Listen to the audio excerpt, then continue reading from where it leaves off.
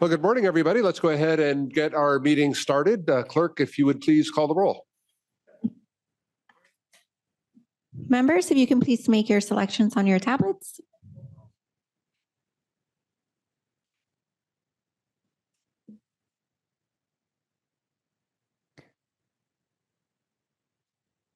We still have a few more members that need to make their selections.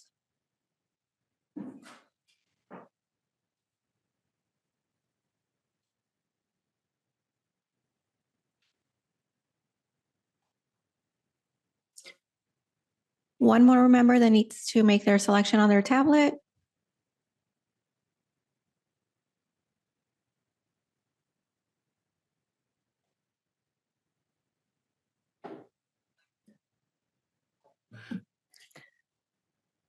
Chair, we have a quorum with 11 members present and 4 members absent. Thank you very much. One housekeeping note on the order of today's agenda. We're going to flip the order of items 19 and 20. So after item 18, we'll consider item 20 since it is also a voting item. And then we'll take up item 19, which is our workshop this morning. Let's begin with non-agenda public comment. This provides 2 minutes for anybody who'd like to comment on something that is not on today's agenda, but is within the purview of MTS. Clerk, do we have any non-agenda public comment?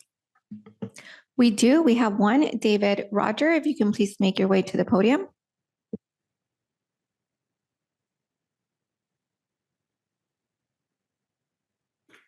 Thank you, MTS board and all you elected officials. I'm speaking on the MTS C Street corridor for the trolley, specifically 525 C Street. We have an extremely, how do we put this? We've brought this to your guys' attention. We've brought it to the city council and all you elected officials. And we have tenants entering our building being threatened by knife point. And City of San Diego, our mayor's office, Mr. Whitburn's office, nobody's done anything, and it's accelerating and getting more deadly. We have video that's been posted that there's 100 people after midnight till 5 a.m. that are actively drug dealing and consuming, and nobody's doing anything. So I don't know what we have to do. This is not the first time I've been here. It won't be the last. We're getting a lot of support by other businesses that are in the area. And, you know, something's got to happen. When the corridor is closed for repairs, there are nobody dealing drugs or doing anything in and outside of the station. So MTS needs to be responsible for what it attracts to our community. And you know what? It's time to step up and actually do something. Thank you. That concludes public comments, Chair. Thank you, Clerk. Let's move on to our consent items. The consent agenda includes items 3 through 17. Clerk, is there any public comment on the consent items? We have no public comments, Chair. All right. Let's see if we have a motion to approve the consent items. We'll go to Director Hall. I'll make the motion to approve. All right. We have a motion from Director Hall. We have a second from Director Dillard. Seeing no further discussion on the consent agenda, Clerk, please call the roll.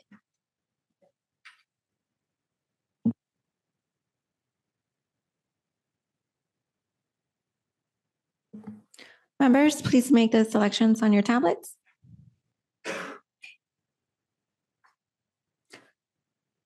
We have one more member that needs to make the selection on their tablet.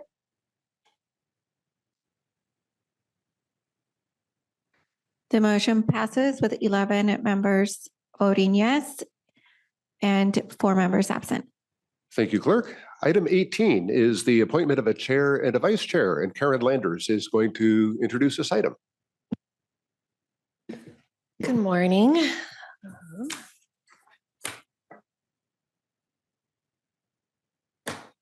So this item relates to our current chair and vice chair terms expire at the end of this calendar year, December 31st, 2025. And under MTS's enabling legislation and Board Policy 22, it sets forth procedures and rules for selection of the MTS chairperson. It requires a 2/3 vote of the board, a quorum being present. So that's a 2/3 of the member present today. The term is for 2 years. And under Board Policy 22, the executive committee makes a recommendation to the board on whether or not they should reelect the current chairperson.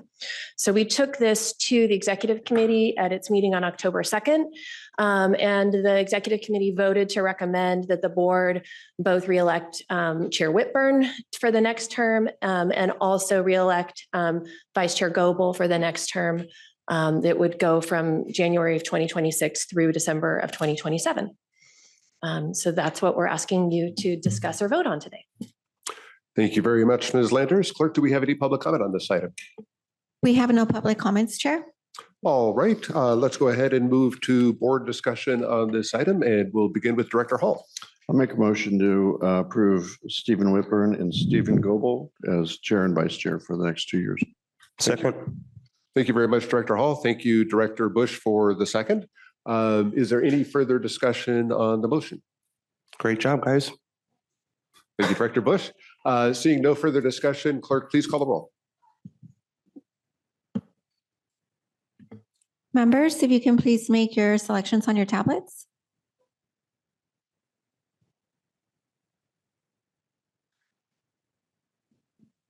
The motion passes with 11 members voting yes and 4 members absent.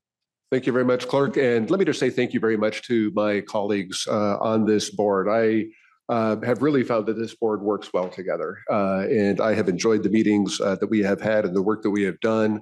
I think that this board and the staff at MTS with input of the public that we get each meeting has really improved the public transit system that we have here in San Diego. We've seen service levels increasing over the past few years. Crime is down. We've seen ridership increase and customer satisfaction scores are at their highest levels. So really excited about the future for MTS. We face a financial challenge at the agency, and I look forward to working together to address that financial challenge and continue moving in the right direction. All right, as mentioned earlier, we are reversing the orders of items 19 and 20. So we're going to take up item 20 now. It is a disposition and development agreement for the Imperial Avenue Transit-Oriented Development Project.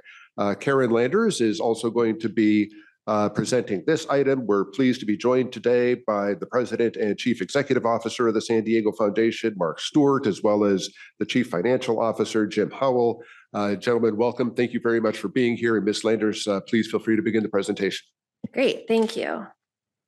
So as Chair Whitburn said, this is relating to the 12th and Imperial TOD project that we've come to you several times over the last 2 years to talk about. I'm going to give you a little bit of the history of this project, but it's a really unique collaboration that we've been doing with the San Diego Foundation since 2023. And I'll explain a little bit more later, but it's a much more complicated project than everybody thought at the beginning. And without a doubt, this would not be happening if it wasn't for the time and investment and due diligence that the San Diego Foundation brought to this partnership. So I just throughout this want to express our appreciation. This is not something that the rest of our kind of typical TOD projects go along, and it required a lot more work, a lot more thought into the process. And I honestly, I just don't think that a project would happen without them being a part of this. So to remind you of what this TOD site is, you know, we're looking at the Mills building where we are today, our 12th and Imperial Transit Center, which all 3 trolley lines, you know, come into, several bus lines come into. It is our, you know, largest and busiest transit center. The National Avenue property is the 2 triangle parcels just to the east of our building, and this is where this project would be. But it is just south of Tailgate Park, across the street from the MTS warehouse on the south, and behind the MTS warehouse is the property that we also is subject to future development, which is the Logan Yards project. So around this location, there are TOD projects that are planned or in the pipeline at Tailgate Park, at Logan Yards. There's also one coming, I think, across the street at the San Diego's former skydiving building. So a little bit closer at, what we're talking about is 1344 National Avenue, 1313 National Avenue. And then, we are in the process of seeking a street vacation of the National Avenue right-of-way between 13th Street and 14th Street. Also the 13th Street section that's right there south of Imperial. And then the Commercial Street right-of-way, which is just, in between the 1313 National and our warehouse building. And all of that, street vacation and everything, and the impetus of this is we have a plan to expand our 12th and Imperial Transit Center. The current configuration is shown on the screen, and it's really just not an ideal environment for the level of service that we want to be able to provide, but also just even current passenger amenities to handle that. We have, 4 official bus bays, in the transit center. One of them is extra large, so we try to squeeze 2 buses in, but it's pretty tight. And then we have another one on 13th Street. In order to just adjust and handle service, we've also added a bus stop just on National Avenue. And then on 14th Street, we have a couple of spots for buses to lay over. But it's not ideal. There's not sidewalks, they're everywhere. The lighting isn't good. There aren't as many of the typical passenger amenities that you would expect, especially at such a prime transit center. And so we have a project that will expand and improve our transit center. And so what those features will do is it'll expand us from the 4 to 5 official bus bays and 2 layover spots we have now to 13 bus bays. It'll provide shelters, lighting, benches, and other passenger amenities. And one of the other things it'll do is it'll create an optional special event platform for the Orange Line on Commercial Street. So to the extent that we have big events and really need more space to stage trains and get people in and out quickly, that will provide us a really great option. And then the project also includes proposed various stormwater and flood control improvements. There's a lot of flooding in this area. And then also improve traffic flow around this area and in and out of the transit center. It's been mostly funded by a TIRCP grant that we received in, I think, 2022. The total project budget is $13.65 million, but almost $11 million is covered by that grant. It is currently in the design and plan review stage with our consultants in the city of San Diego. We anticipate being at 100% design and ready to go out with construction bid packages in early 2026. And then we also have pending with the city council or the city street vacation application to vacate those streets, because it really makes no sense to keep National Avenue. It interferes with the entrance and exit of the proposed transit center. And then we would hope that we would be under construction in probably late 2026 into 2027. And I guess I'll just go back, like what we'll be talking about is that once our project is done, it will create a remnant parcel that will be empty and vacant. And, we have contemplated that would be an ideal location for a transit-oriented development. And that's what we've been talking to the foundation about since 2023. So just a reminder of where we've been here before. We've previously come to the board on 3 other occasions about this project.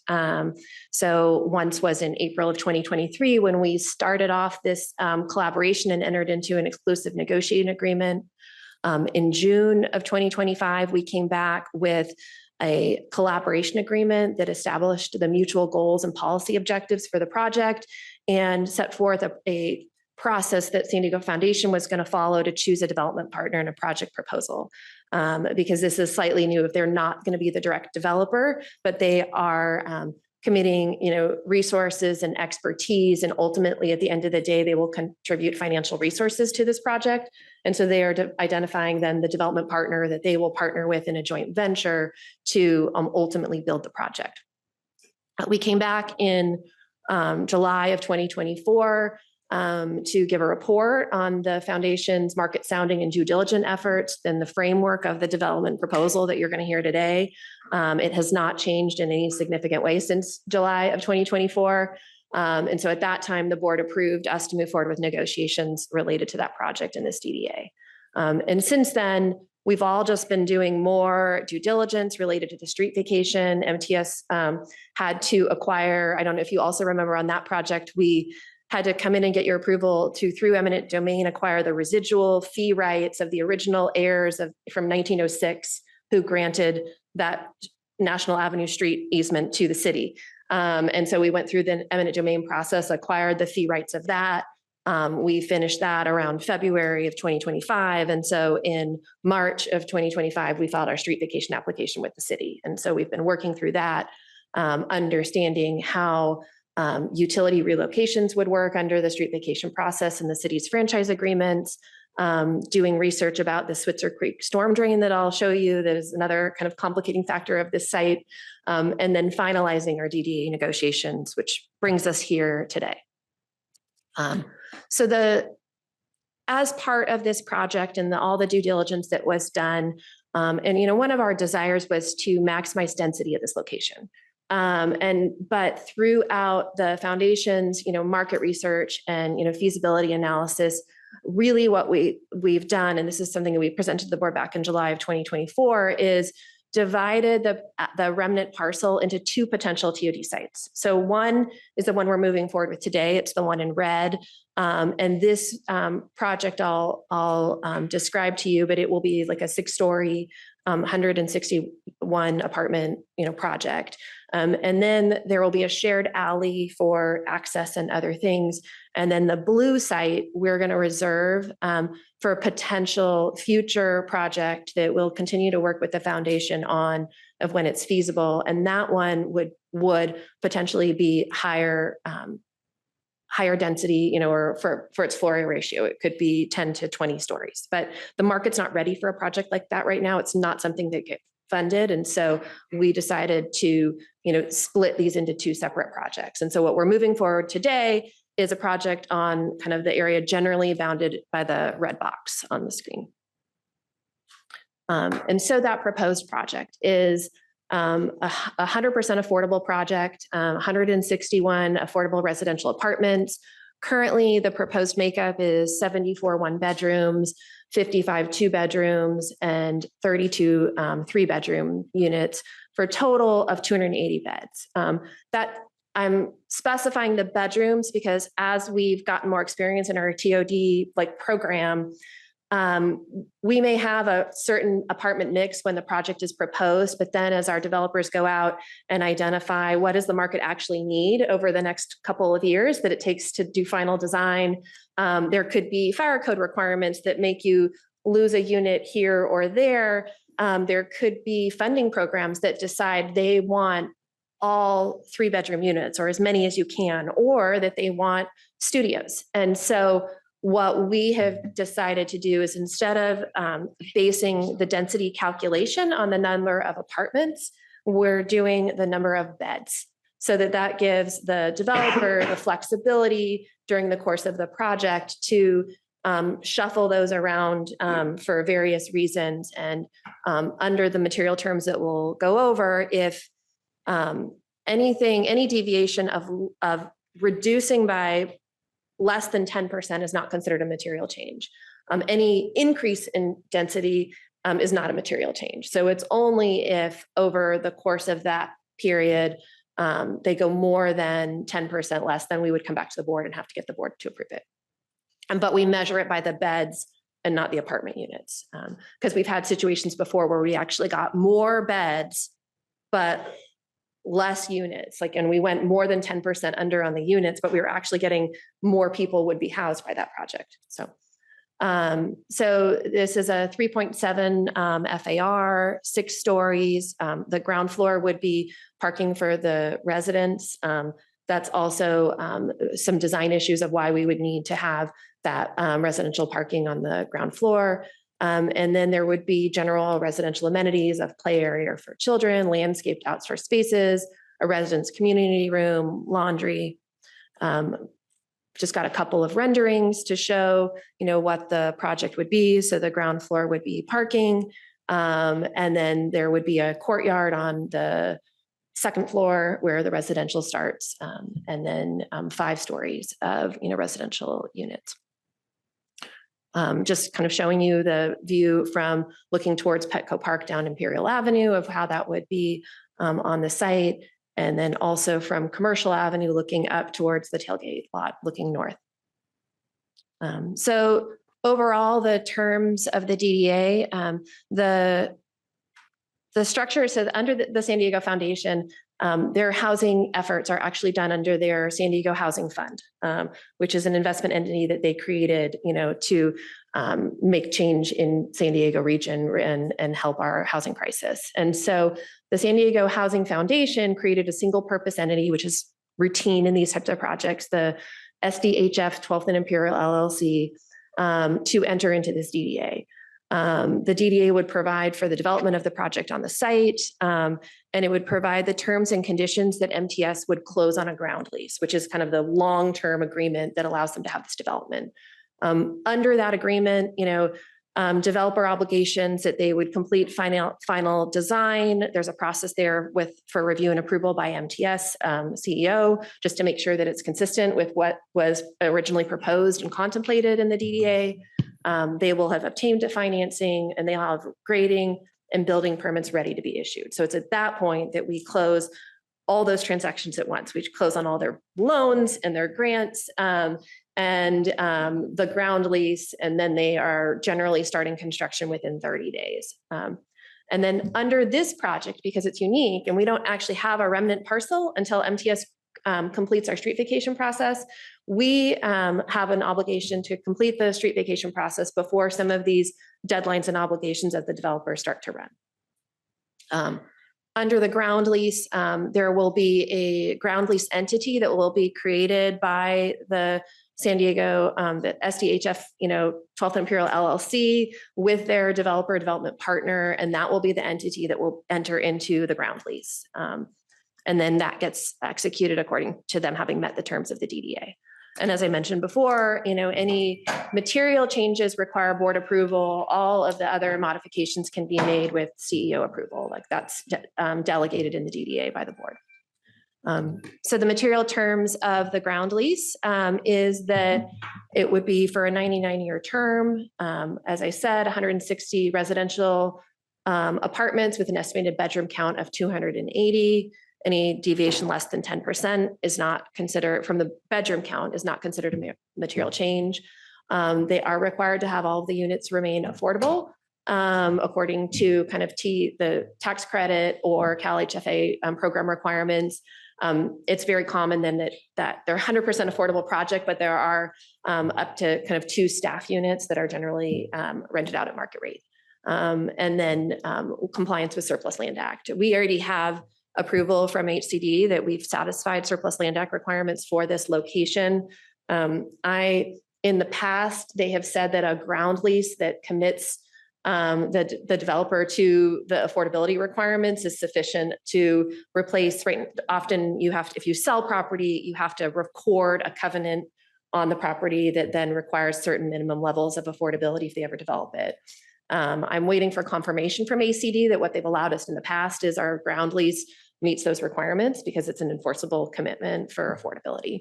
And this far exceeds the Surplus Land Act's requirements, which would just be 15% of the units being affordable. This is 100%. The rent for this, because it's an affordable project, is our 5% of net cash flow formula that we've used on all of our other affordable projects.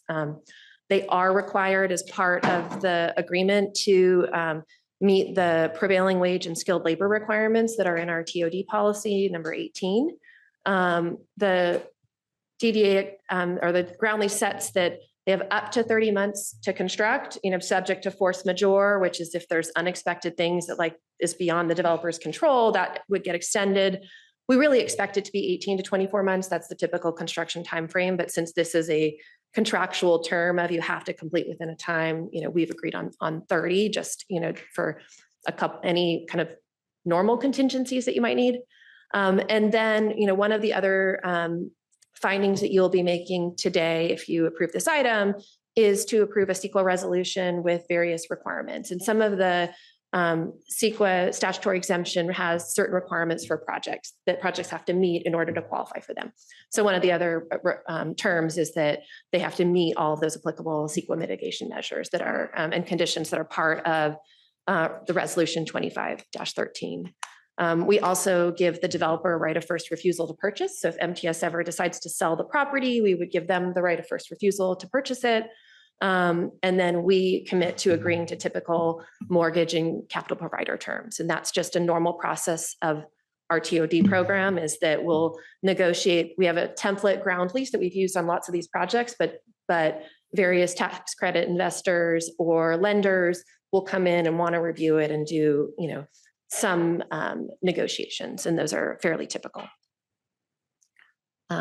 So one of the complications of this site that I just wanted to make sure you all were aware of, and it's one of those things where that's where I think it would have scared off a developer if we didn't have the San Diego Foundation as our partner here, is that this site has a lot of utilities running under it and around it.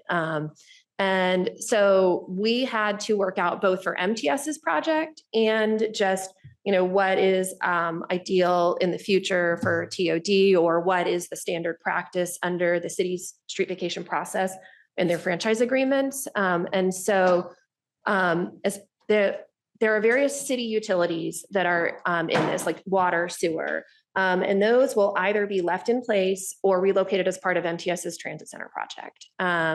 The franchise utilities would be relocated by the utilities following the street vacation process per the city's franchise agreements. Like in those city franchise agreements, if they vacate the street, then they have the right to basically tell the utilities like SDG&E that you need to move your utilities within 90 days. This obviously happening is a critical path for the TOD development schedule. It's a critical path for our transit center project as well, of needing those to be moved out before we complete our construction of the transit center improvements, and also the construction of the TOD project, because you can't have those happening at both times. And you certainly can't have those happen after something that we built has been constructed. So that is just one of the things that we're waiting and will affect the timing of the developer to be able to actually submit applications for funding, because if they submit applications for funding, then they've got deadlines of once you get awarded, you have to be under construction within a certain period of time.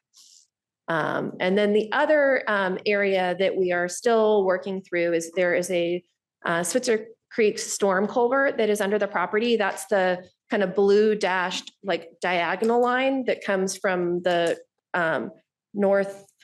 northeast corner of the property and goes down. And so that bisects the TOD project. There is a historical precedent for allowing a developer to construct on top of that, even though that's not the city's standard requirement. So we're still working through those questions. And that's one of the reasons why you'd leave the ground floor as parking, because it would give the city access to that storm drain if it needed to do constructions or repairs in the future. And so that's an area that we're working through. The developers having discussions with the city. MTS is going to facilitate conversations if needed. Ultimately, if that cannot be agreed to, we would have to come back to the board probably for a material change, because we'd have to change the footprint of the project to build around that storm drain easement, because it is my understanding it's really financially infeasible and potentially engineering infeasible to move that culvert. So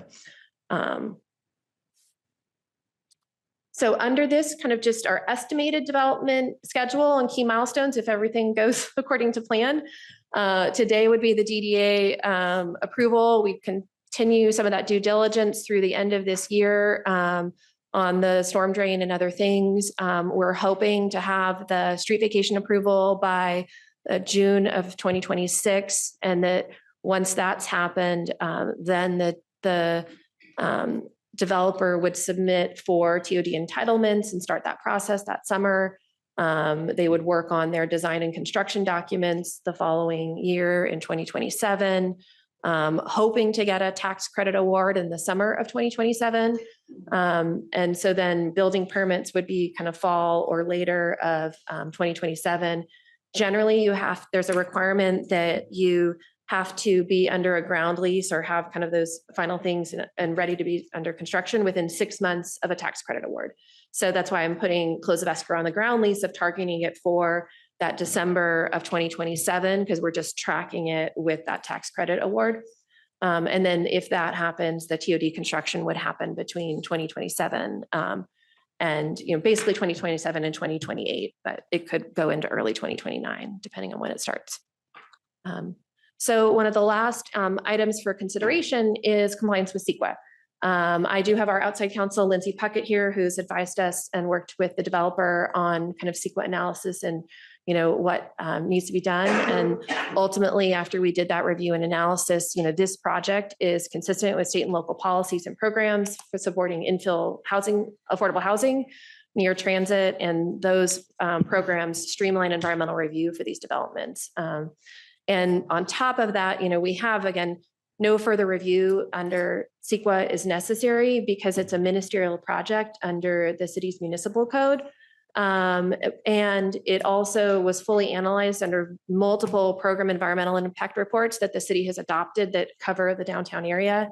And then it's also statutorily exempt under Public Resources Code 21080.40 as a 100% affordable housing project. And that's where there are certain requirements for skilled labor and other things that come with that exemption. And those would all be complied with by the developer as part of our ground lease terms.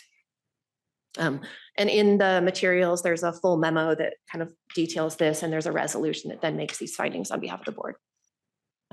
So the staff recommendation is to adopt resolution 25-13, making the CEQA findings we just discussed, to authorize the CEO to execute the DDA with the LLC, and then authorize the CEO to take all actions necessary to fulfill our obligations under the DDA, including execution of a ground lease and related regulatory agreements that relate to the project.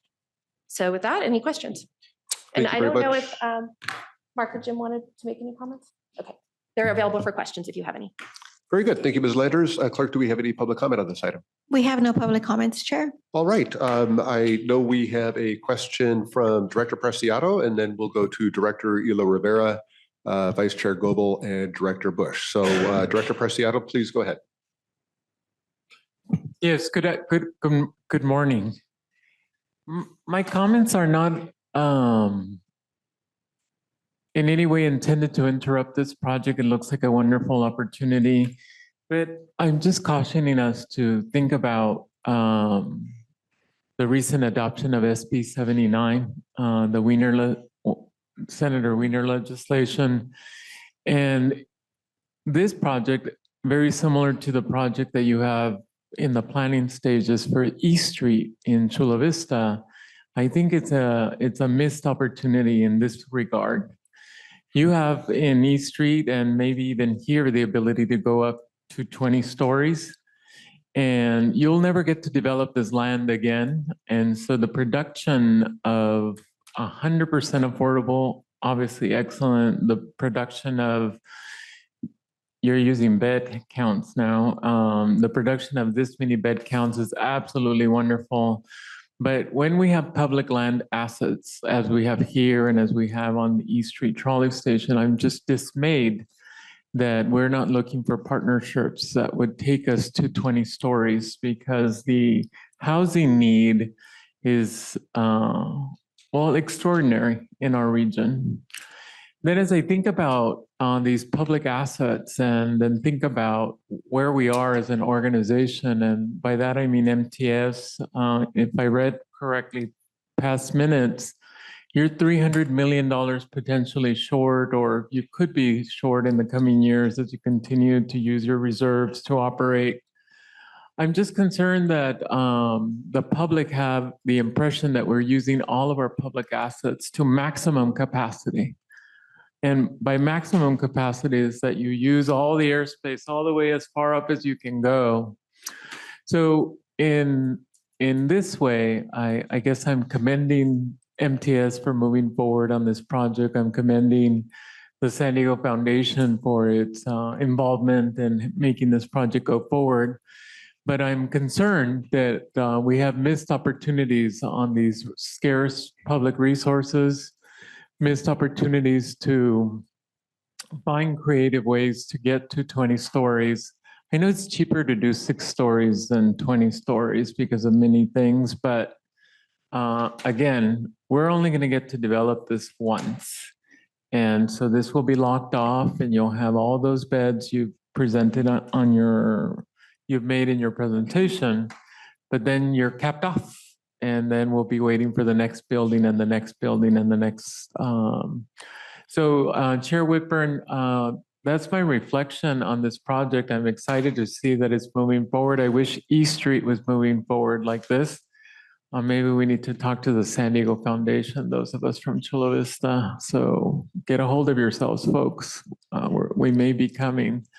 But I am concerned in both projects about the missed opportunity to go to 20 floors, if that's what the planning allows for.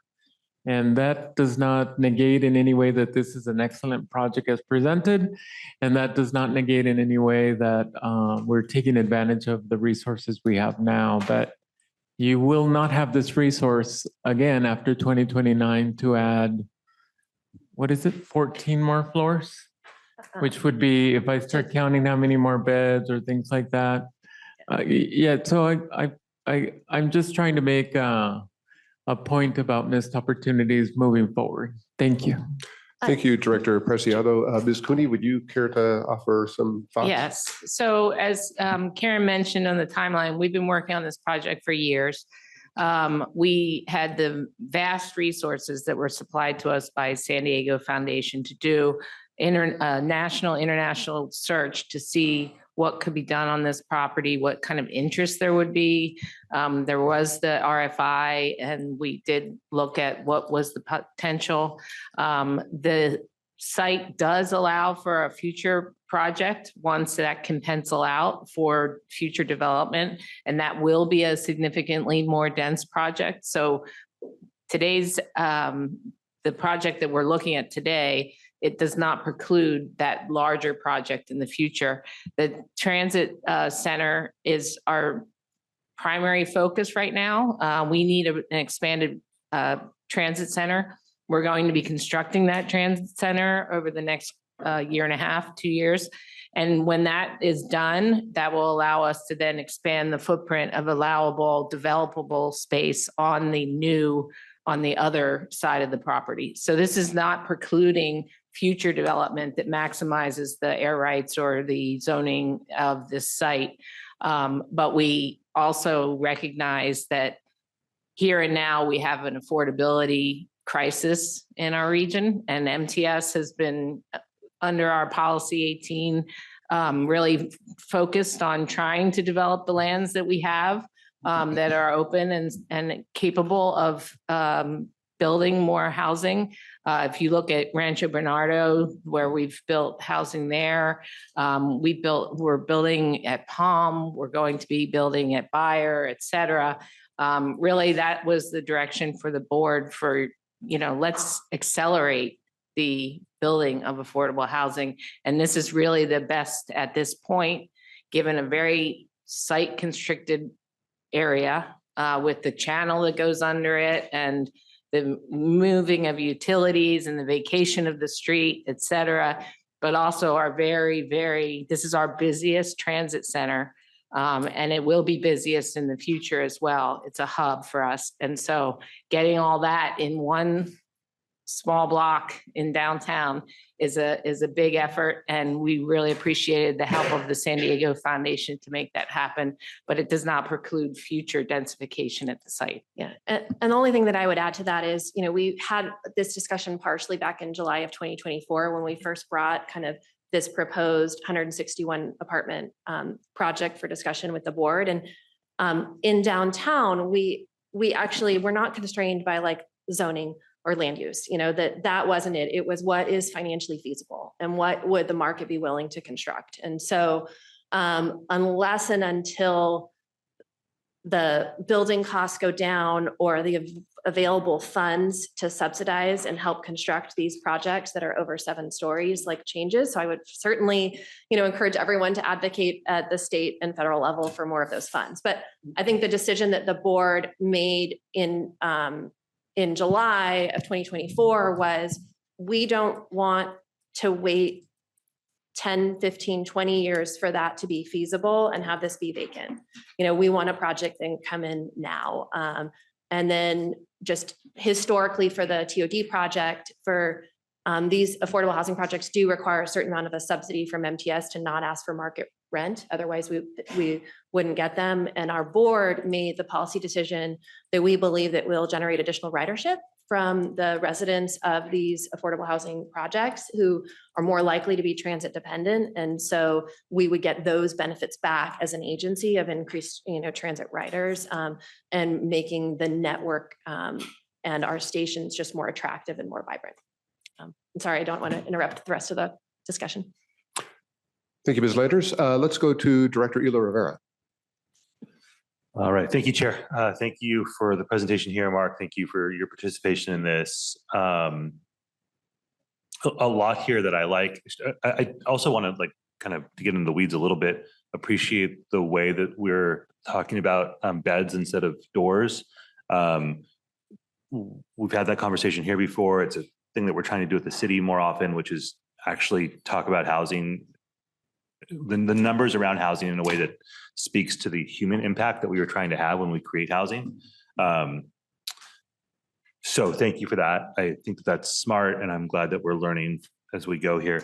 The one main question I have has to do with the choice around parking. What cost is associated with that, and what are we losing in terms of bedrooms, beds as a result of including the 96 spots that are projected to be in the project? Part of the rationale as well is in order to keep the channel under the property, we have to have access for the city to go in and be able to get in there. So I believe we would not be able to put anything like housing right on top of that. Correct. For that, kind of strategy of this is not an impediment to the city's maintenance of that storm drain and doesn't impact it, you would have to have, kind of clear area for it. Michael Cowan from KPMG is one of the consultants that worked with the foundation on the market sounding efforts. So he may be able to answer some of those questions a little bit more, but we as MTS had no requirements for parking. So this was all based on the developer. The San Diego Foundation has been working with Cypress Equities Investment as the potential likely developer, and they determined that their project, needed that number of spaces. And I think part of it was designed in accommodation of this. The project isn't feasible if you have to move that storm drain, because we're not even sure there's an engineering solution that would do it, and it would be prohibitively expensive. But also that, even though they are not required by city zoning to build any parking, that they have determined that there's a certain number of spaces, it's not one for one, that they need for that project. So is that consistent?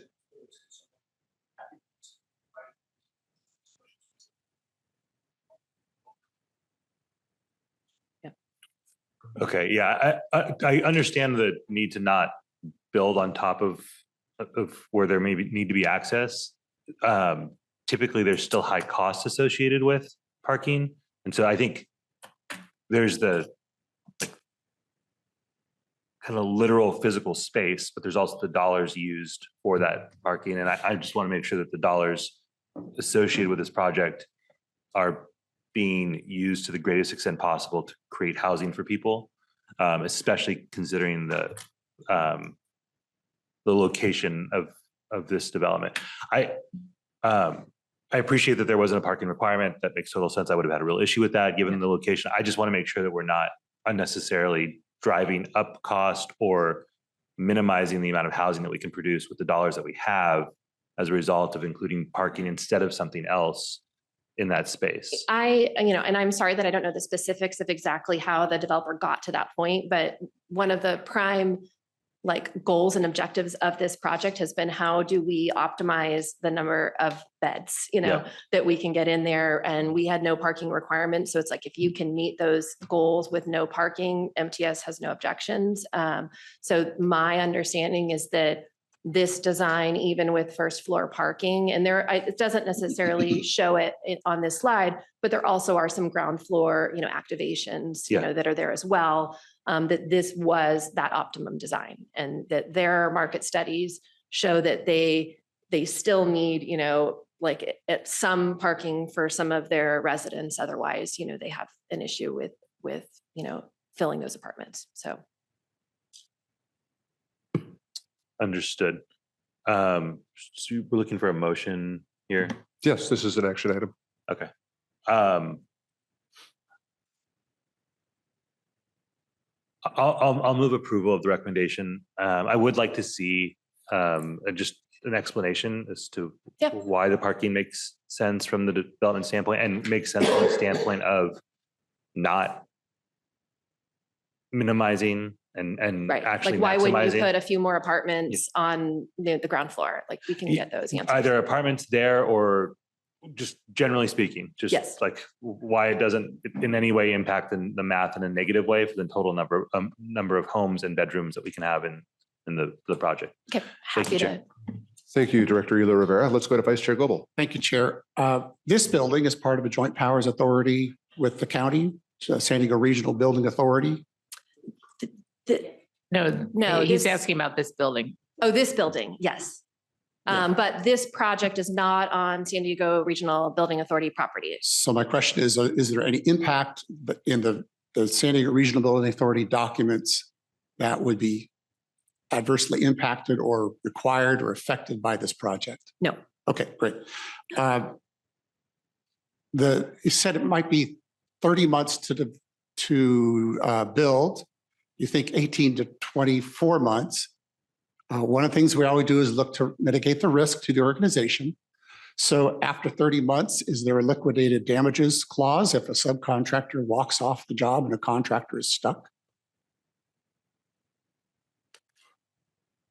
There is not that would be in the ground lease, just so that once construction starts, we would be under the ground lease. And so they would be in breach, but there's not a specific remedy identified for if it. Now, we certainly do require, and all of the funding partners require, like surety bonds, performance bonds. And so, typically what would happen if that, is that we would look to the surety to like step in and perform. And where I'm kind of leading towards this is I would hate to see our transit center expansion stalled because of a stall on the building. Do you know, is our transit center expansion independent of the building? Absolutely. It is independent, and the way that the construction timelines are going, I would expect our project to be fully constructed before this one gets under construction. So we have protection there that Yes. we're going to get our due. Okay. Yes. I would just kind of double check the remedy in case something goes south. Okay. Thank you. Thank you, Vice Chair Goebel. Let's go to Director Bush. Yes, I agree with the comments from my colleagues about moving the project forward. There's been a lot of work in progress and understanding that construction costs have increased. But when it was presented to us and over the years, as I remember, we were looking at a concept of the most density on this site. And I thought we looked at a tower. Did we not? So over the years, there have been, designs of what would, the land use, zoning allow. And, it was showing you could build 20 to 40 stories. Now that didn't fully account for how you shrink the space, but really what it came down to in the market sounding is just the financing. Like the cost to construct a building of that size and height, there is not the market or the funding source to do it. So while like the city has removed and the state have removed rules, so like you could build it if you wanted to, the market isn't there to build it, is ultimately what the conclusion was. And so does MTS wait 20 years to see if the market changes, or does it build something now? And we've been holding this property. We bought it in 2009, I believe, and so it has been, vacant, underutilized, not kind of holding our transit center to kind of the highest standards. And so we really think that activating that space will be a benefit to our riders and the environment that they're waiting for transit in. Absolutely. I agree with that. I think staff is in a tough position, just given that, well, all of us as an agency, just given the nature of the market. But I also wonder, Director Preciado brought up to me right now, who is the developer is the San Diego Foundation, but who is their main company, and is their company or their main developer, do they have an expertise in building high rises? Because I think that might potentially make a difference. If you have a developer that has an expertise in the stick construction and 6-story, and they've never done a high rise before, then I would kind of worry that would be a sort of bias towards kind of a lack of creativity, if you will, on being able to explore how you can make something like high rise pencil out.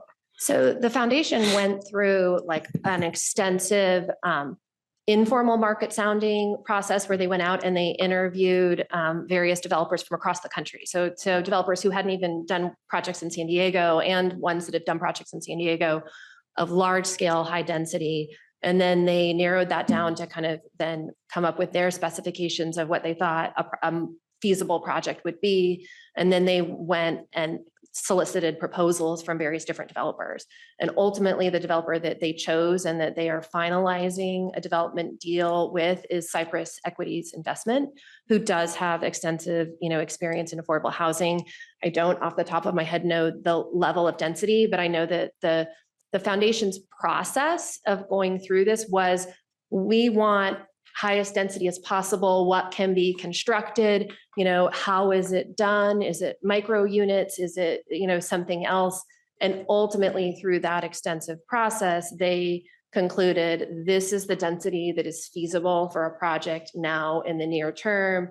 And Cypress is the best partner that they've identified to do that project with. But they went out and did, far more proactive efforts to like start conversations, get development proposals, get, people interested in the market. And so that's where we felt comfortable when we came back last year to say, we don't have any realistic expectation if we don't go forward with this development that we're going to have another one that can, come in and build more. So we will always at every location along our line where the density and the zoning allows, and especially with these new laws, like that will be our first request, is we want as high a density as possible, but then we have to kind of listen to the market of, you can want that, but you're never going to get that. So this is what you could get. And, then you'll have 20 years of the benefit of that project, whereas instead of leaving it vacant and waiting for something better to come along. But we're hoping that the market improves, the construction methods get, less expensive, that, other funding sources are there that allows, this density to increase. And maybe as we activate more of these stations and people see how vibrant it is, that will encourage people and see the market to make density higher. So it sounds so thank you. And I do thank the staff, the development team for making the effort, being proactive and trying. I know it is a tough market out there, so you guys did try your best, and I appreciate that.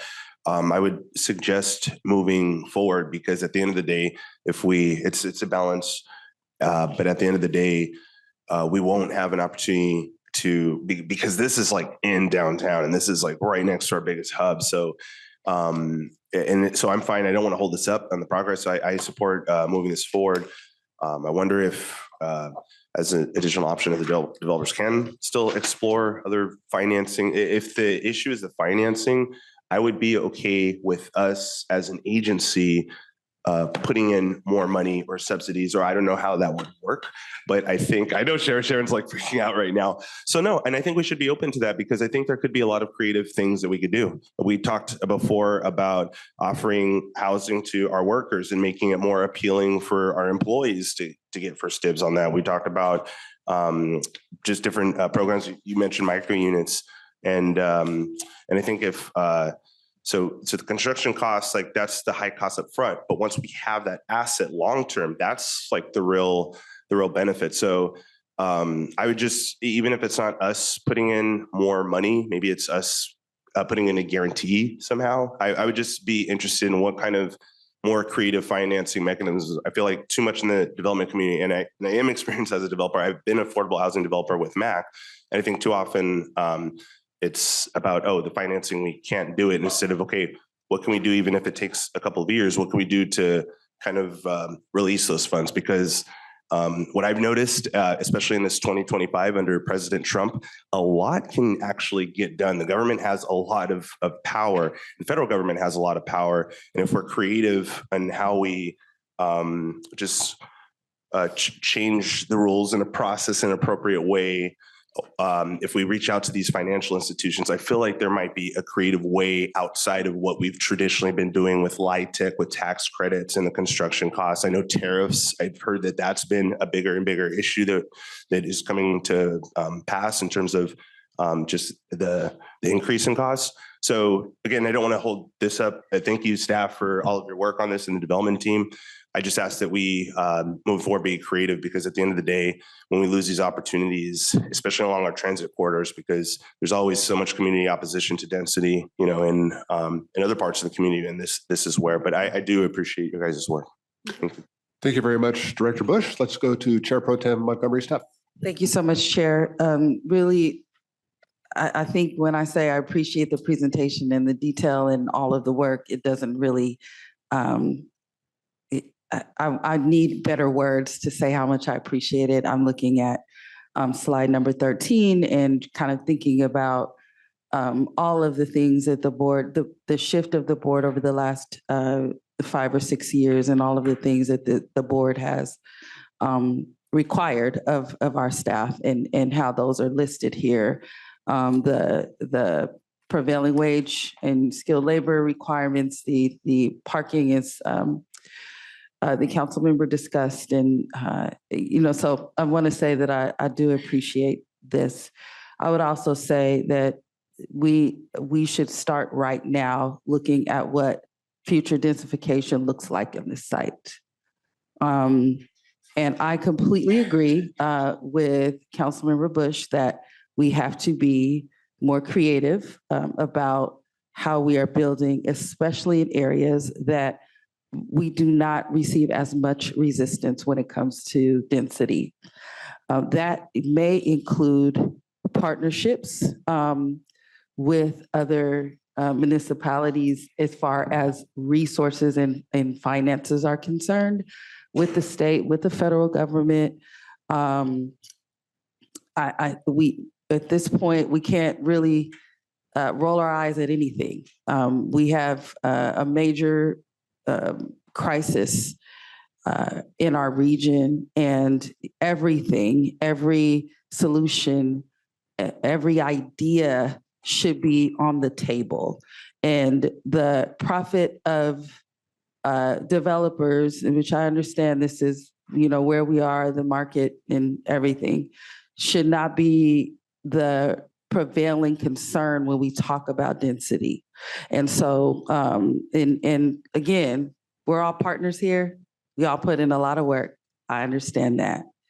But as long as we do not take an active role in dictating what the market will do, then we will be in this same situation over and over and over and over again. So we know where we are. As we look forward, because I'm fully supportive of what is being put before us today, as we look forward, I would ask us to broaden our scope and our creativity and our minds to think above and beyond what the market is dictating to us. We need to figure out how to be a part of including ourselves in what the market can do. Outside of course, the ground lease material, these are very important. These all dictate market. But somebody's walking away with cash at the end of this. And it certainly is not MTS. So I think that we need to have a broader discussion about it, but I'm fully supportive of this today. Thank you. Thank you very much, Chair Pro Tem Montgomery Stepp. Just a quick time check. It's a little bit after 10 o'clock. We still have about a 2-hour workshop that we were hoping to do. We could probably scale that a little bit, but just want to call everybody's attention to the time. And we're going to go to Director Hall. So you're telling me to be quick, right? Not at all. Not at all. You take as much time as you would like, Director Hall. No, I will be. The flood zone, that's kind of my concern over there. We had some problems down here a while back. How does that look in that area? You know, I am not as familiar. I know that as part of our project, the transit They center- are. He's Yeah. shaking his head. But as part of the transit center project, we are looking at, designing and creating some, water retention basins that will ease that. It won't solve all of the problems with flooding that we have down here, but it should certainly assist us with our trolley tracks that flood, in Right. like large, storm events and those sorts of things. I honestly don't know if that also might have been one of the reasons that the developer was putting, parking on the ground floor. Well, I mean, was, when you said to- that, I thought of Fashion Valley. Yeah. And so the logic there is something that I think we need to make sure that's addressed either way, because we got to cover that problem. I see 7 months to get the approval for National Avenue. Why does it take 7 months? It generally takes 6 to 12 months. So my target is I would like to think Let me that rephrase that. Why does it take 7 months? it's just the city process. But, for example, we filed in March. We got a letter from the city of like a first round of comments in May. And it took us about 4 months to have our design and engineering team like answer those questions, create the exhibits, do the calculations to submit a response packet, which we just sent to the city Okay. about 2 weeks ago. And so now it's like in their hands and hopefully it will move faster. But so I hope it will be before June, but that was kind of my end target. Like I would expect that it would be complete by then. Okay, is a developer available to ask that question on the flooding? I didn't have a development partner. I don't know if this is more like the financing team okay. that is here Yeah. today. I'm again happy That's to fine. follow up with you all Just because that find out. might go into the parking I discussion on this just project. don't want a problem. Okay. That's all. Thank you. Well, keep in mind, we're not moving the channel. The channel's going to be the same one that was there. The flooding that we saw that January 2 years ago was unprecedented. And it, certainly as climate change continues, we're going to see more of it. And that's a bigger issue for our yard and everything else that's down in this location. As the city develops, it's channeling water more and more Right. down that hill into our yard. And so but we've got to What address that. kind of what Monica was saying is let's plan for it now. Yeah. Let's not plan for it afterward. So that's my point. Thank you, Director Hall. Let's go to Director Leyva Gonzalez. Thank you, Chair. I'm going to have to abstain from voting on this particular project because of my daily responsibilities. Understood. Thank you for letting us know that. Let's go to the motion. Okay, Director Hall is seconding the motion that is on the floor to approve the staff recommendation.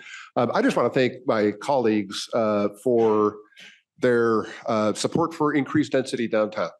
This is the council district that I represent. And we are not limited by 20 stories downtown. We can go up to 40 stories downtown. And in fact, that's only a restriction that is in place due to the proximity of the airport. And I would love to see 40-story housing buildings, particularly affordable housing all over downtown. We have quite a bit of affordable housing going in. We just opened Harrington Heights in East Village, which is 270 units. We've got the Cortez Hill Apartments, which is 88 units. That's about ready to open. Father Joe's Villages down the street is going to be doing an affordable housing project at 14th and Imperial. We've got First and Ash, which is going to be a conversion to apartments. We've got the old downtown library, which we've got an RFP out to do affordable housing. Now this one over in the Midway area, which obviously is a downtown. There's a plan for 2,000 income restricted affordable housing. So there is a lot of affordable housing underway. I would love to see 40-story affordable housing projects. But I also recognize that none of the ones we've just discussed that are coming in are 40 stories. And that's a result of financial feasibility, various site constraints. But I really appreciate the fact that the San Diego Foundation is helping to make this project feasible. And I think that you're hearing from this board that we would love to see, increased density, particularly downtown. Downtown is where, as to your point, where we should have increased density. I mean, it is unlimited height, as several people mentioned. There is not resistance to density downtown. People expect density downtown. It's close to transit, it's close to jobs. So I've been a big proponent of this, and it is refreshing to be surrounded by people calling for bigger, taller buildings. So thank you all very much. We have a motion on the floor. We have the motion was by Director Ilo Rivera, second by Director Hull. With great thanks and gratitude again to the San Diego Foundation and Mr. Stewart and Mr. Howell for partnering on this project, and to the MTS staff for all the work that has gone into it. Ms. Landers, Ms. Cooney, and the entire team. Clerk, please call the roll.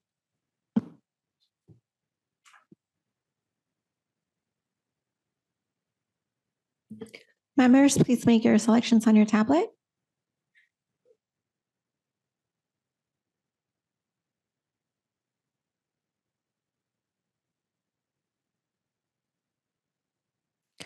The motion passes with 10 members voting yes, 1 member abstaining, and 4 members absent.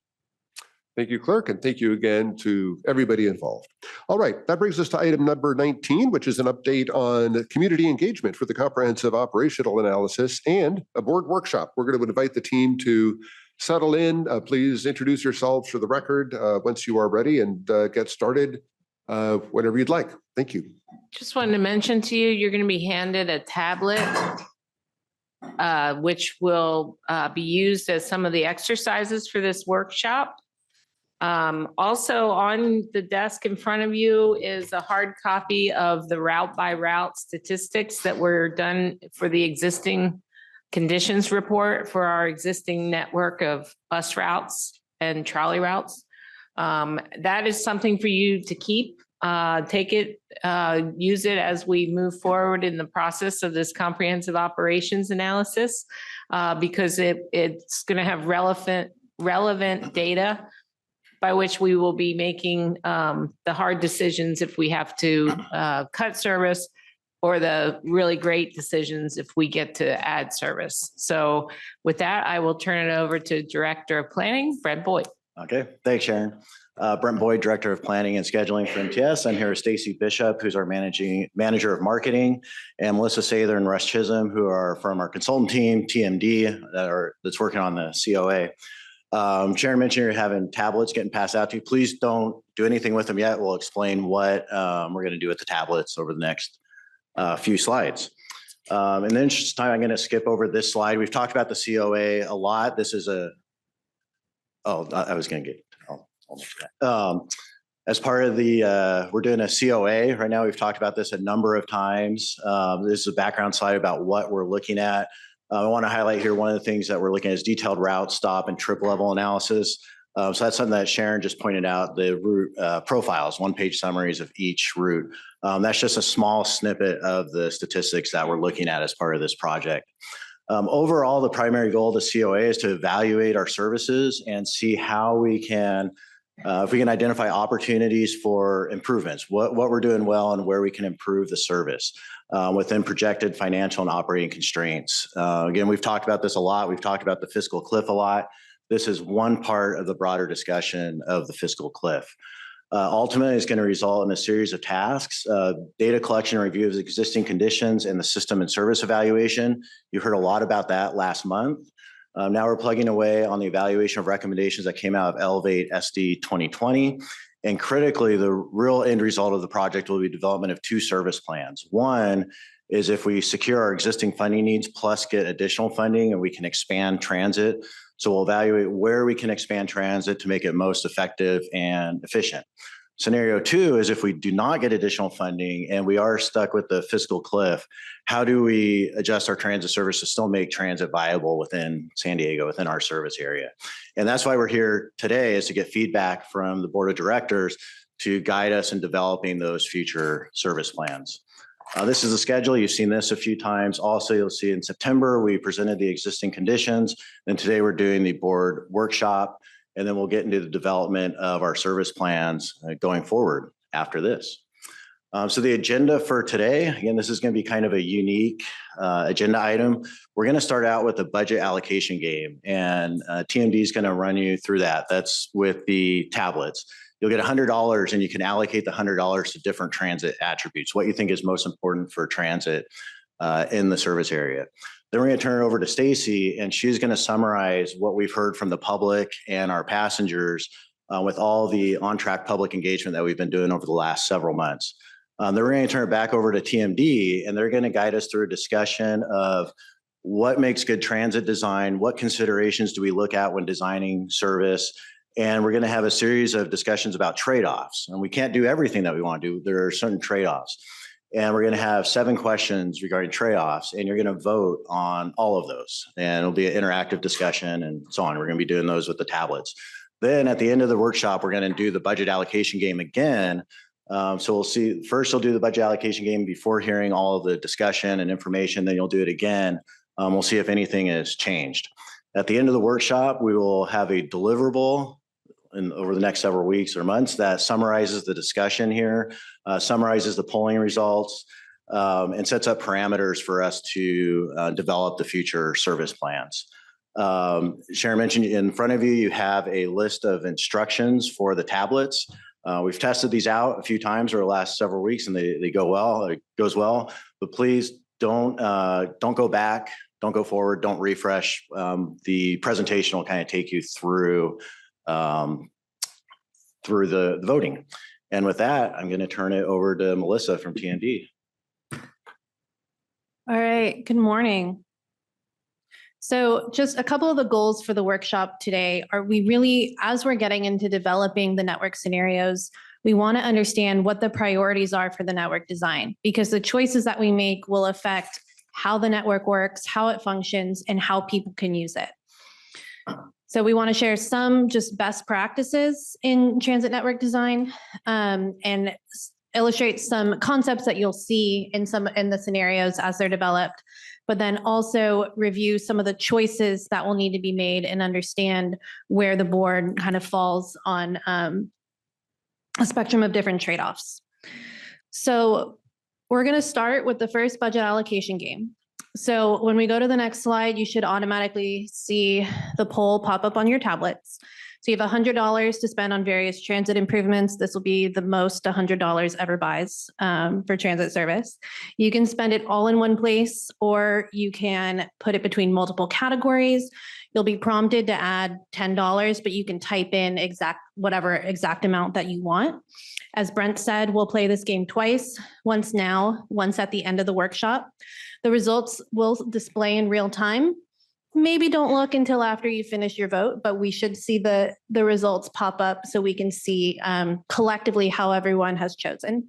The responses will be individually anonymous, but we will see the collective results. All right, let's see if this works. So before you start voting, just going to run through these categories. More frequent service, this is talking about having buses come more often. Faster transit service, those buses are going more quickly on streets. They might get some priority. They might be more competitive with car travel. Routes to new places not currently served, expanding the coverage of the overall network. Longer hours of service, either earlier in the morning or later in the evenings. More weekend service. Express bus service, so longer distance commuter express type routes. On-demand services like microtransit in certain areas. Better bus stops, this is looking at improved amenities, better lighting, shelter, security, real-time information, customer-facing technology upgrades, safety and security improvements, or the last one looking at maintaining current fares in the Youth Opportunity Pass. These are in no particular order, and they should rearrange once the results start coming in. So take a couple minutes, think through. May I ask a question before you course. proceed? Yeah. So it's been my experience, and I sit on another commission that deals with a lot of public transportation. And I'm wondering if on-demand service or even some of the, what you allude to as customer-facing technology upgrades, I'm wondering if any of these include amenities for the bus, such as bike racks, or even spaces to hang surfboards, or spaces to hang other amenities that users might prefer or need if they're using the transit. And then the second question that I have related to your categories is any of these options include that last mile? So we have a lot of bus service, a lot of legislation around being a quarter mile or a mile. But sometimes for individuals to choose to use transit, you have to support them in getting to that last mile. And that's, I go back to bike racks and things like that. Are any of your options inclusive? Can I spend my $100 on more bike racks is what I'm asking. Yeah, I think if you. Which category? Oh, I think but bus bus stops. stops. Yeah, but Yeah, bus stops. That's really amenities. Yeah. Yeah, and by the way, I haven't been a user in a while, but I'm coming back. I really love the technology that supports the accommodations where the bus goes down like this, because you can step in.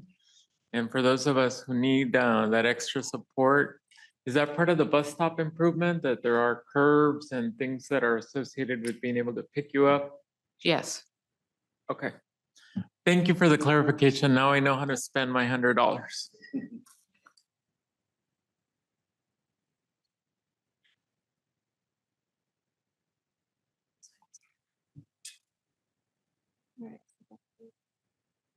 All right, it tells me how we've got 3 of 17 responses, so just give it a couple minutes.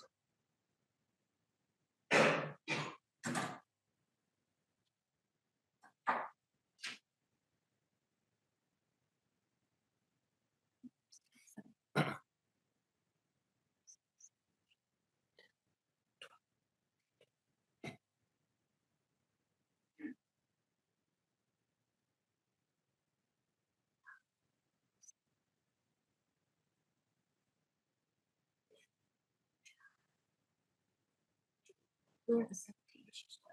We'll get to 11. All right, 4 more. And just to note, after each one of these, we can, talk about why we voted the way we did, to get into some discussion as we get into the various questions. So.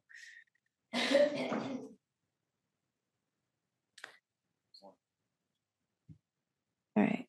No, it's enough. Yeah. Stacie, this will tie in well to your presentation. I think we're missing one more. Has anybody not been able to vote?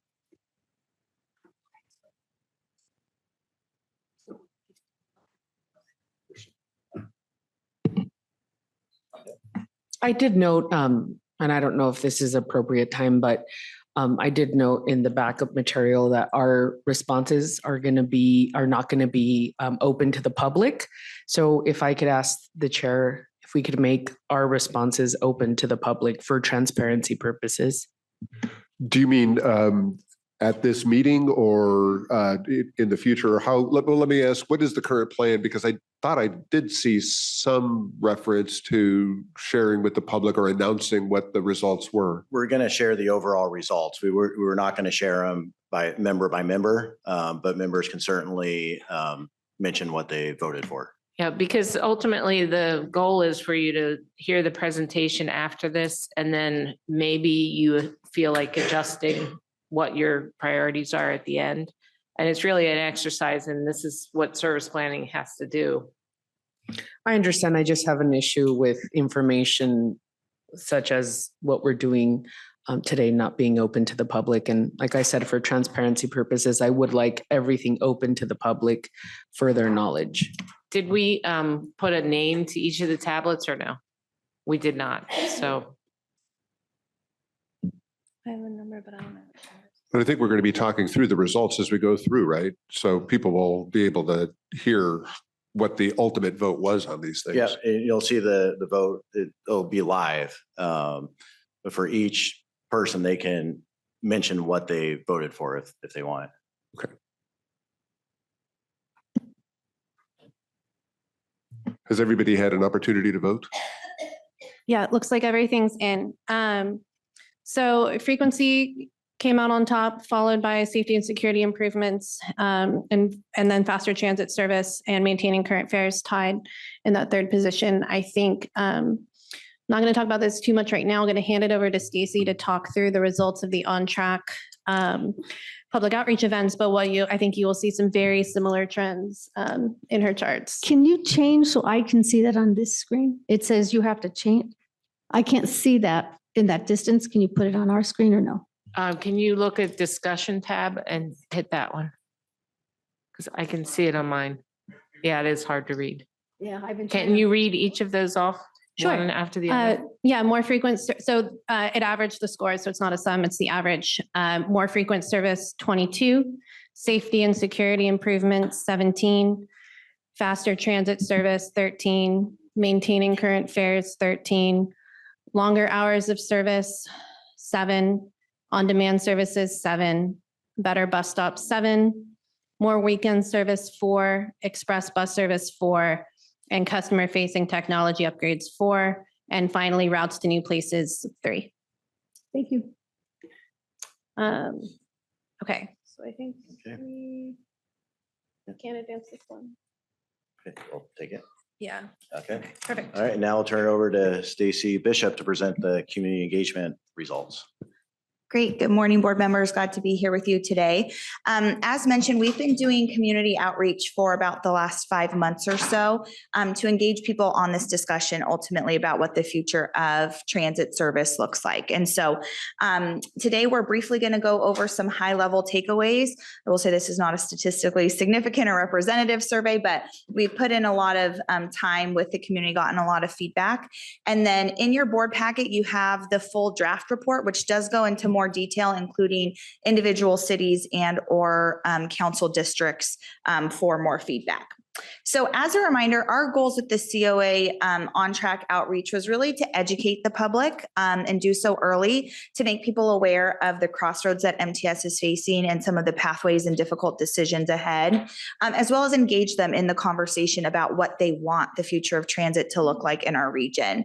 And so we really saw community engagement as foundational to the COA effort, so that before TMD even starts modeling, that we get to bring, hey, here's what the community is telling us as you consider data analysis. And so we put in a lot of work over the last 5 months. Ariel Kroll on my team, who is here, really helped spearhead. It was about 500 hours of staff time across almost 30 in-person events, including a couple dozen stakeholder meetings. We partnered with CBOs for workshops and engagement, and then also had an online tool that saw over 3,500 people participate. And essentially in this first phase, what we're asking people is, if we have the opportunity to make transit work better for more people, what do you want to see? And we did that through 2 activities, a voting activity, similar to the values you just voted on, and then a mapping activity to tell us where they want to see more transit. So overall, we engaged about 7,600 people who participated in person or online. We wanted to get geographic coverage throughout our service area, and so that heat map shows you by zip code where we saw participation. Some of the darkest areas you see on the map are really being driven by large regional events in person, Pride, the OB Street Fair, Chula Vista's Lemon Festival. So a lot of high participation in person at community events. Online, we saw the highest participation from City Heights, the UTC, UCSD, La Jolla areas. Both of those were really driven by strong community partners we had driving participation. The San Diego Urban Core, North Park, Downtown, Hillcrest, Normal Heights was also very high. And then Mira Mesa rounded out the top 10. And from online participants, we were able to reach riders. So about 60% of people who participated online indicate that they ride MTS at least on a weekly basis. So of the transit priorities, there were slightly different categories than what you voted on today, but you can see some alignment with the board. Your top two are the same as the general public. So more frequent service was kind of the clear priority across all of our outreach. That was really true across in-person events, community forums, online, with the exception of transit centers where personal safety was the top priority. But similar to the board, frequent service and personal safety took the top priority. Compared to your feedback, hours of service, so running service for longer hours and running it on weekends was more important in this outreach, whereas the board, you prioritize faster service and lower fares slightly. We did want to also break down the feedback by riders. So how does that differ from the general population versus riders? Riders we've identified as anyone that was engaged at a transit center or people online who said they ride at least once a week or more. And so what you see here is that frequent service is still number one, but it takes an even higher intensity of priority for riders. So even though it's number one overall, it's even more important to riders.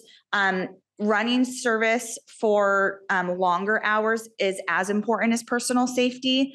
And then lower fares, it's still a mid priority for riders, but it is a higher intensity of priority. It jumps up a few spots. And that's one of the areas where you see the biggest gaps between riders and non-riders is riders prioritizing lower fares more than the general engagement.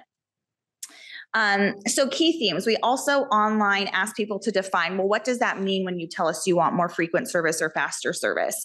So some of this, again, just to frame it, is also in the lens of we had the highest areas of participation by San Diego Central Core, UTC area, mid-city area. So you will see some of that reflected in here. But in general, when we talk about frequency, people really set the limit most frequently at 10 minutes is what they said, is we want to see it at 10 minutes, 10 minutes, 10 minutes. For trolley service, that was even lower, 5 to 10 minutes. And you saw complaints coming at the 30-minute mark. So you really started seeing people complaining once it reached 30 minutes. Most of the demand was for trolley service in general, but specifically that blue line and blue line north of downtown. Uptown and mid-city routes, so 1, 7, 10, 11, 215, a lot of those had a lot of demand. North Park was one of the most frequented communities called out, as well as service to the airport. And then in general, north of I-8, Kearney Mesa, UTC, Sorrento Valley, Mira Mesa, Miramar. When it comes to safety, people are really talking about staffing. So over 2/3 of the comments about safety are focused on staffing. The majority of those are security specific staff, but if people just said staffing, we just called it general staffing. There was a few comments for non-security specific staffing, but so really seeing more people out on the system. And then kind of tied in those second was lighting, and then also addressing passenger dynamics that made people feel uncomfortable, which they associate with safety, namely, mental health issues, drug use on the system, things like that. So for hours of service, people really want late night service. It was mentioned 3.5 times more often than anything else. So people are more likely to want service later at night. A lot of that, again, is focused on the trolley and kind of downtown core routes.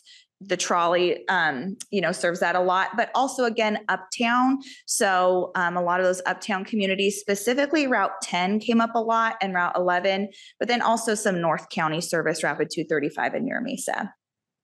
Weekend service, people were less likely in general to say a span level or hours or routes. They just generally wanted more service on the weekends, talking a lot about the flexibility that more frequent service on the weekends would provide, and for recreational destinations like downtown and the beaches. If people did mention times or days, they again were focusing on evenings, but also Sunday service if they were likely to call out a day. So for faster service, this one's kind of nebulous because people didn't always say, to and from, but in general, car competitive is what people are aiming for. And most people cited that as a 30-minute travel time. So most frequently people were saying, I want it to take 30 minutes on transit, with complaints really coming at trips that took an hour or longer. People wanted to see direct service, so no transfers and or limited stop service. Again, people talked a lot about the blue line north of downtown, that taking a long time to get from downtown up to the end of the line. Again, service north of I-8 along the I-15 job centers up there, but also near colleges. And then again, that San Diego urban core. When it comes to lower fares, this is primarily the Youth Opportunity Pass is really what overwhelmingly rose to the top. So it was about half of all comments about lower fares were specific to the Youth Opportunity Pass. And it was mentioned, I think, 7 or 8 times as often as the next one, which was really just free fares for all. So that's really where we saw the focus for lower fares. And then more comfort, cleanliness was actually the focus. So about 40% of the comments really focus on clean transit spaces as comfort. And then followed, tied for second, was restroom access, and then more comfortable seating choices, both at stations, but also onboard vehicles. Technology was overall the lowest priority, but it was very clear people most often talked about real time, getting more real time out on the system. So expanding that, but also making it more accurate. That was about 40% of comments. And then 20% of the comments also included a wide array of Pronto enhancements, but also Wi-Fi. So where people want to go, again, you see this, I think, is also reflective of where we saw participation, but the uptown communities really saw the highest demand. So North Park, Kensington, Hillcrest, Normal Heights, for destinations, not just leaving there, but also getting to those areas. And from that uptown area, they really want to get to, University City, the Peninsula or Airport, and downtown San Diego. Poway was also a higher desired regional destination, particularly from University City and downtown. I will make one note that in our in-person outreach events, north of Poway, our area cut off. So a lot of people, if they wanted to go north, were just saying, taking it off the map up in that direction. So I think also just general demand for the I-15 corridor. College in the mid-city area had a lot of demand. And then again, to and from Mira Mesa, from, that kind of central core of San Diego, but particularly to and from UTC. So I also want to call out, we partnered with 6 community-based organizations. 5 of those community-based organizations held more in-depth discussions and workshops. And so across those events, we had nearly 200 participants, and just wanted to call out some of the differences that really rose to the top from these efforts. Our community partners really helped extend our reach and particularly engage communities that, MTS staff maybe initially isn't. I think every single workshop was held in a language other than English. So workshops were held in English and Spanish, Arabic, Dari, and Vietnamese in City Heights, 2 in El Cajon, Linda Vista, and then National City. And so some common themes that came up that were maybe a little bit different or more unique to CBO participants is that in the discussion about lower fares, people were much more likely to just talk about general lower fares, or particularly lower fares for senior and disabled riders. Youth also came up, but it wasn't necessarily their focus as much as general or SCM fares. Access to medical destinations. So that was something that came up in every one of the CBO discussions, is getting service to medical destinations. They also talked a lot about beach and school access, particularly faster trips to those destinations, as well as weekend access. Shift work was more of a motivator for late night service. So while that came up somewhat in the general population, it was more recreational driven, whereas for these audience, it was more shift work driven. Language access also came up as far as the need is expanding language access out on the system. And then also in El Cajon and Linda Vista, first mile, last mile connections also came up as far as getting to be able to access and just the difficulty of transfers. So we broke it out regionally here, rough regional breakouts. Again, if you want to look at your specific jurisdiction, you can do so in the report. But just to highlight kind of what are the priorities when we look geographically at our area. So Central San Diego is roughly the city of San Diego from Barrio Logan to Mission Valley out east. And so more frequent service was the highest priority. It was a higher intensity of priority here. Again, more riders in this region. And then lower fares was also a higher priority. So I think this is the only individual region where it's up in that top range. A lot of that is really being driven by D9. So I think about 30% of all votes for lower fares came from 92105 and 92115. So it is really important in that central core of San Diego.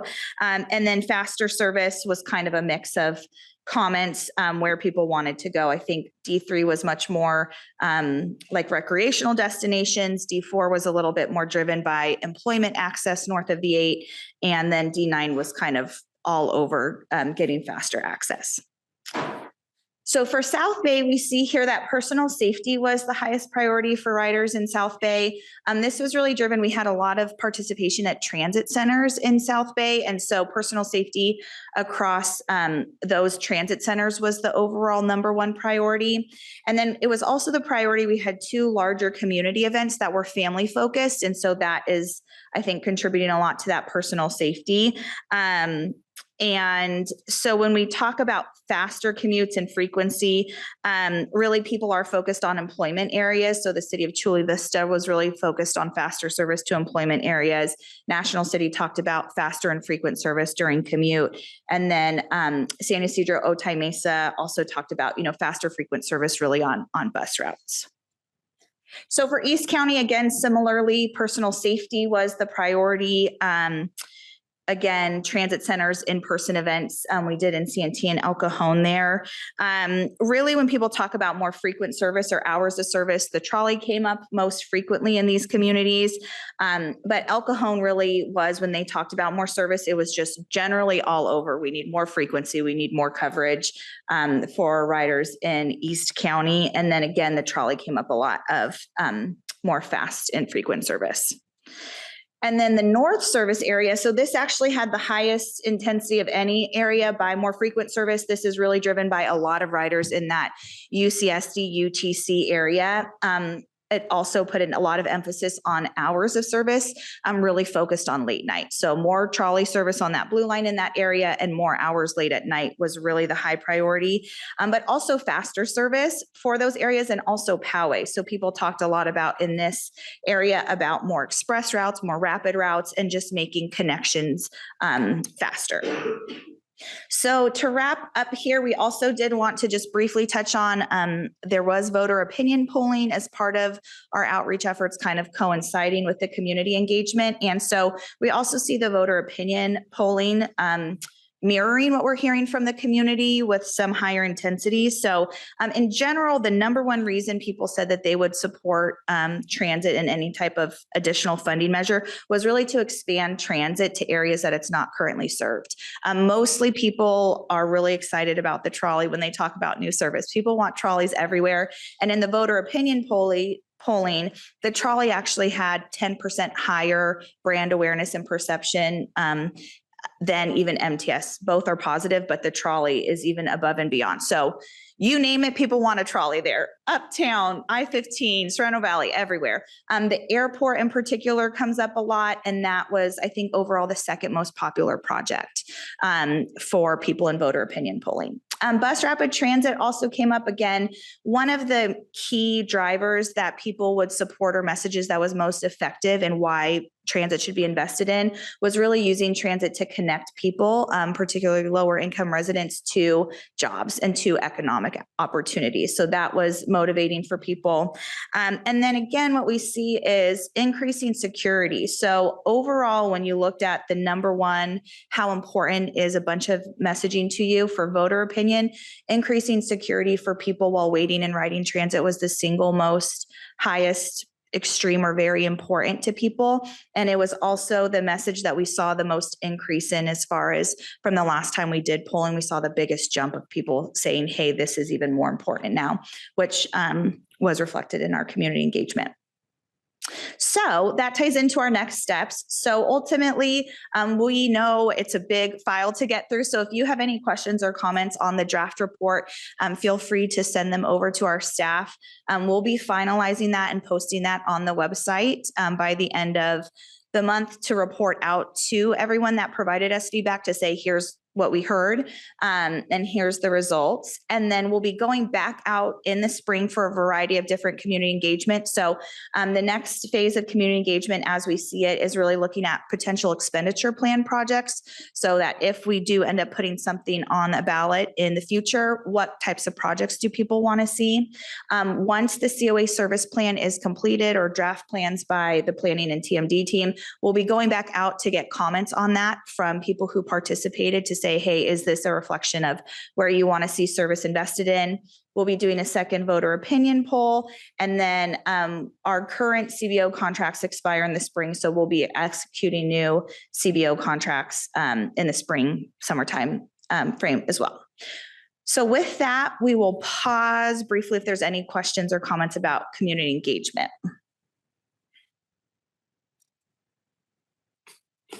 Great. Well, thank you so much. I hope you have a great workshop.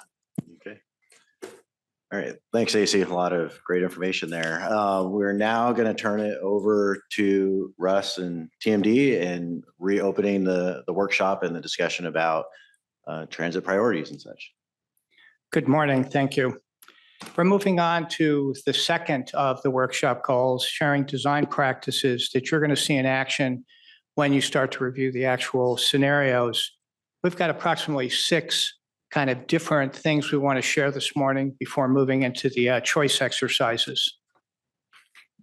The first one is, how does transit attract customers? The first is convenience. They want frequency first, and you've seen that in the responses we've gotten from the public and from yourselves, recognizing that importance. Also, what's important is faster travel. It's the number 2 factor that attracts riders. I should point out that while these are first and second priority, frequency is 3 to 4 times more important than fast transit. So that experience of waiting at the stop for your bus or your train to come is much more important. Once you're on there, speed becomes important, but the first priority is to be able to access the service. Those are the 2 big factors that attract people to try transit and to ride more. The second is reliability. That's what keeps riders. And this includes a variety of things, includes such things as on-time performance, a consistent experience, safety, security.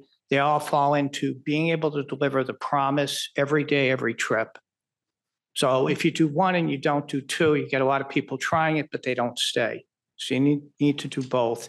And then the third is, who can use it? Transit is principally accessed by walking.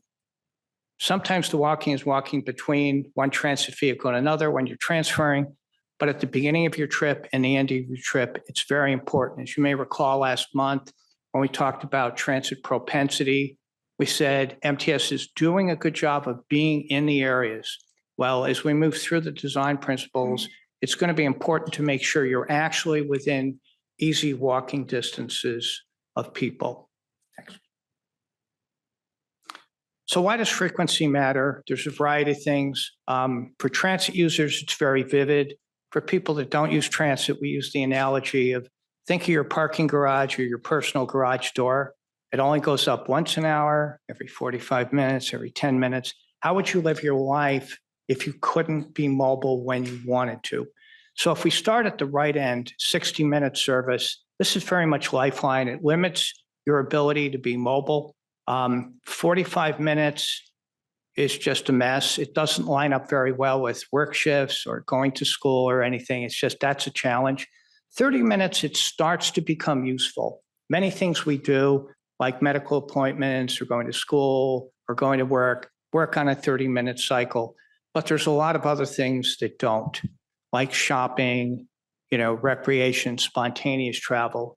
So if you look at 20 minutes, it's more useful, but it's not oriented to the half-hour shifts. And if you have services that run every 30 minutes and some run every 20, it's difficult to coordinate them to minimize transfers. Where things start to get good, and you saw this in the ridership numbers, is when we start to hit 15 minutes. At roughly 15 minutes, about half of the people just show up and ride the next trip. The other half plan their arrivals. Let's talk a little bit about, the fact that people have apps now, and for the most part, you can kind of time your arrival. While that's important and it affects part of it, it doesn't help you when you want to travel every 15 minutes and you only have 30 or 60 minute service. It's nice to know so you can minimize your wait time at the stop, but the frequency also dictates how many trips you get an hour. So 15 minutes is where the good stuff starts. 10 minutes is the sweet spot where the vast majority of people just show up. That works for longer trips. It's excellent. 5 minutes is honestly the sweet spot for community-based travel where you're traveling very short distances. We often joke about the ice cream fact. You've gone to the store, you walk out of the store, you haven't timed your departure. How long can you wait at the stop and get home before the ice cream melts? So as you look at shorter and shorter trip making, frequency will become more and more important. And just to put it in perspective, 32% of your bus routes are frequent. They carry 73% of your daily ridership. So from a customer standpoint, we see it everywhere. This is critical to maintain and enhance frequency. Why does considering the whole trip matter? Because a lot of times we introduce things like rapid service and we do a variety of things. It's important to think of the entire customer experience. Where they start from, they have to walk to a stop to access the service. They have to wait at the stop to catch their next service.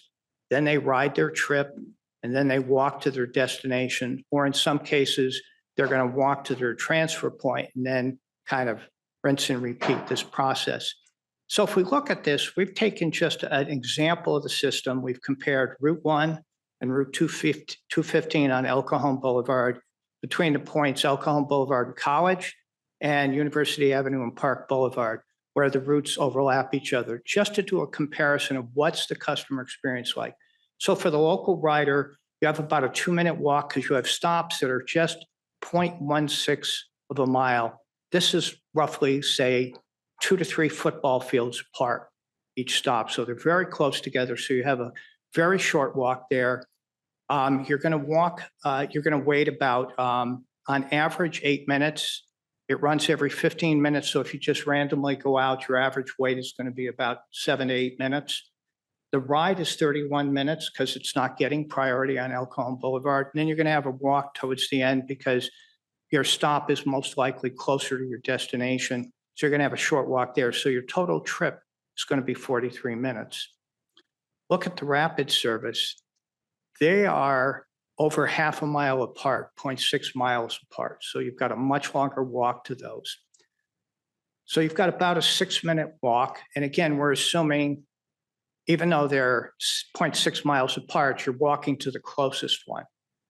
So you're not necessarily walking that whole distance. So you've got about a 6-minute walk. Not terrible. You've got a wait time of 6 minutes. You've got a faster ride. It's only 25 minutes because it's getting priority.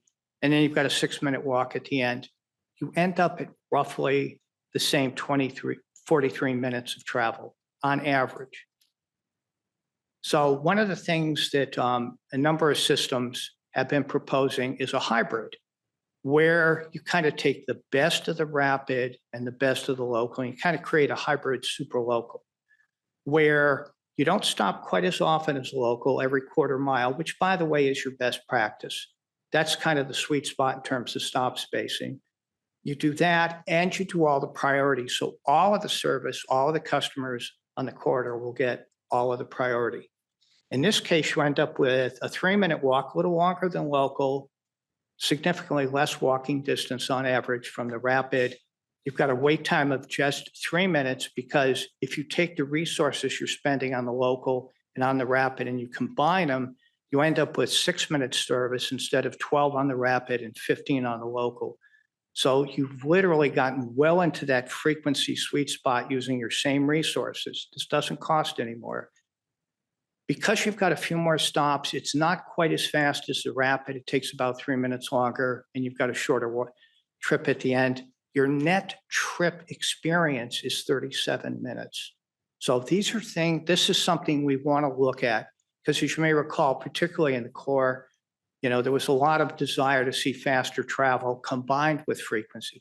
This is an opportunity to kind of do both and not spend any more money. So we want to take a look at this as we go forward. Yeah, of course.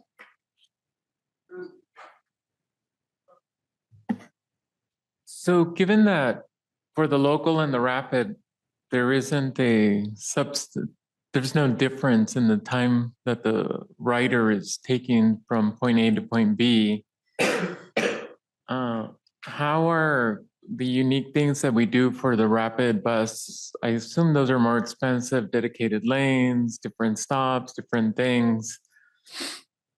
I'm just going back to how to spend my $100, and I'm thinking that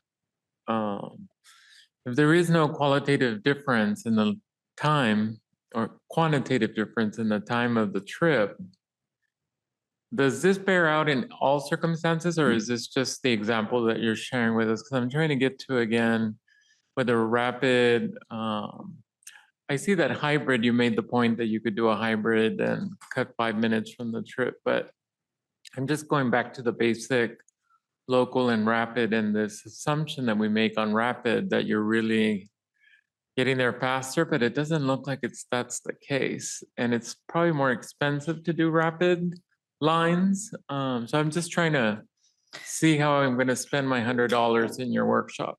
So the transit priority, the bus lanes, all of those on-street improvements to speed up the bus as it's going are incredibly important.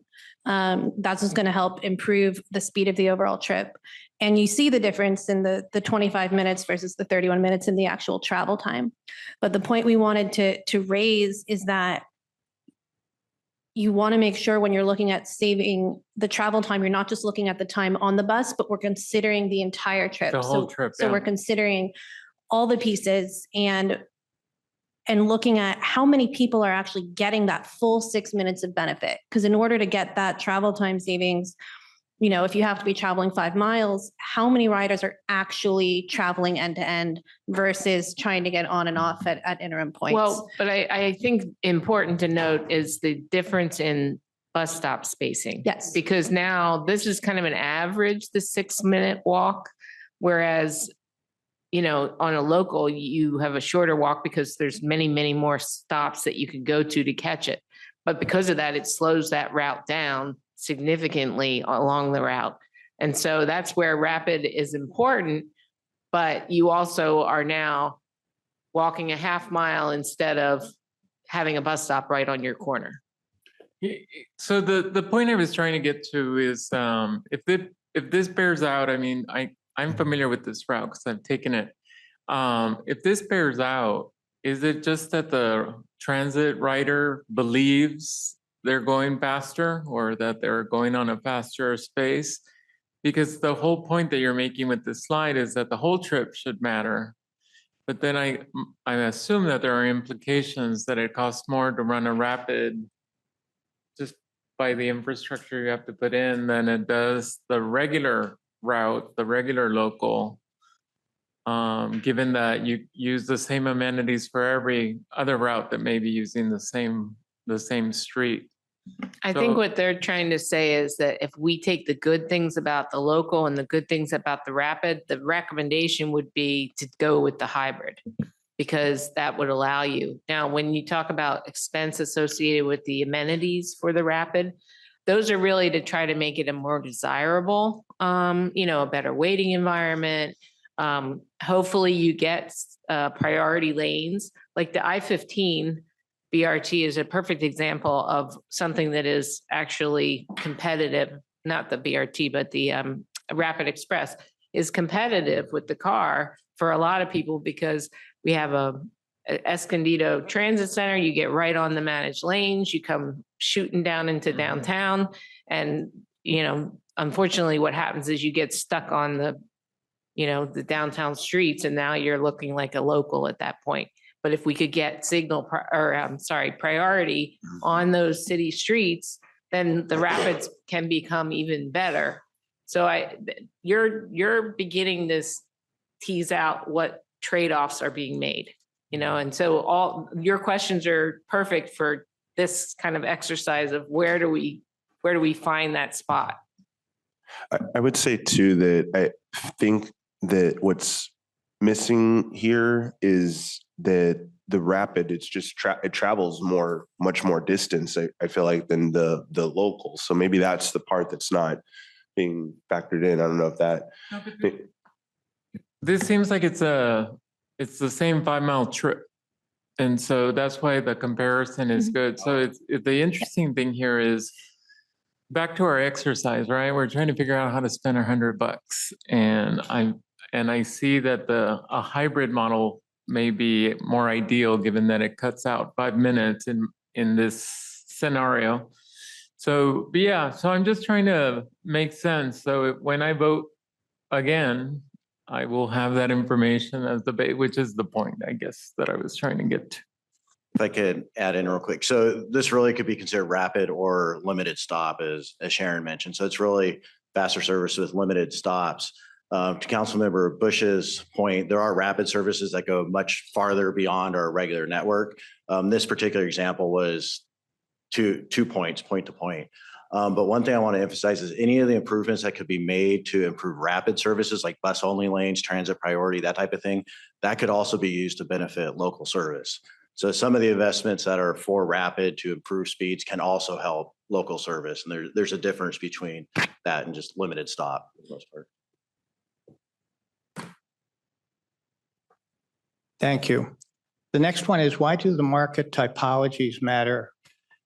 I think it was 2 months ago when we brought the market assessment to you. We noted that the service area is comprised of a lot of different geographies. We've got very dense urban areas. We have urban areas, suburban areas, and rural areas. These matter because matching the right transit, not just the service type, but also the network structure to each of these will be very important. So as we bring things back to you as part of the scenario development, you'll see how we're focusing different types of network design on different areas. And the goal here is by matching this, we basically create a more attractive transit system and we invest the resources where we can best attract the most riders. What is good transit network design? I have 5 little flags here. Obviously, there's a lot more, but these are some of the key ones. The first one we just talked about is matching the service types and service levels to the underlying market needs and wants, and those will vary based on market topologies we just talked about. The second is designing transit to be useful for a variety of trip purposes. If we design around just work commutes, that's kind of what we get.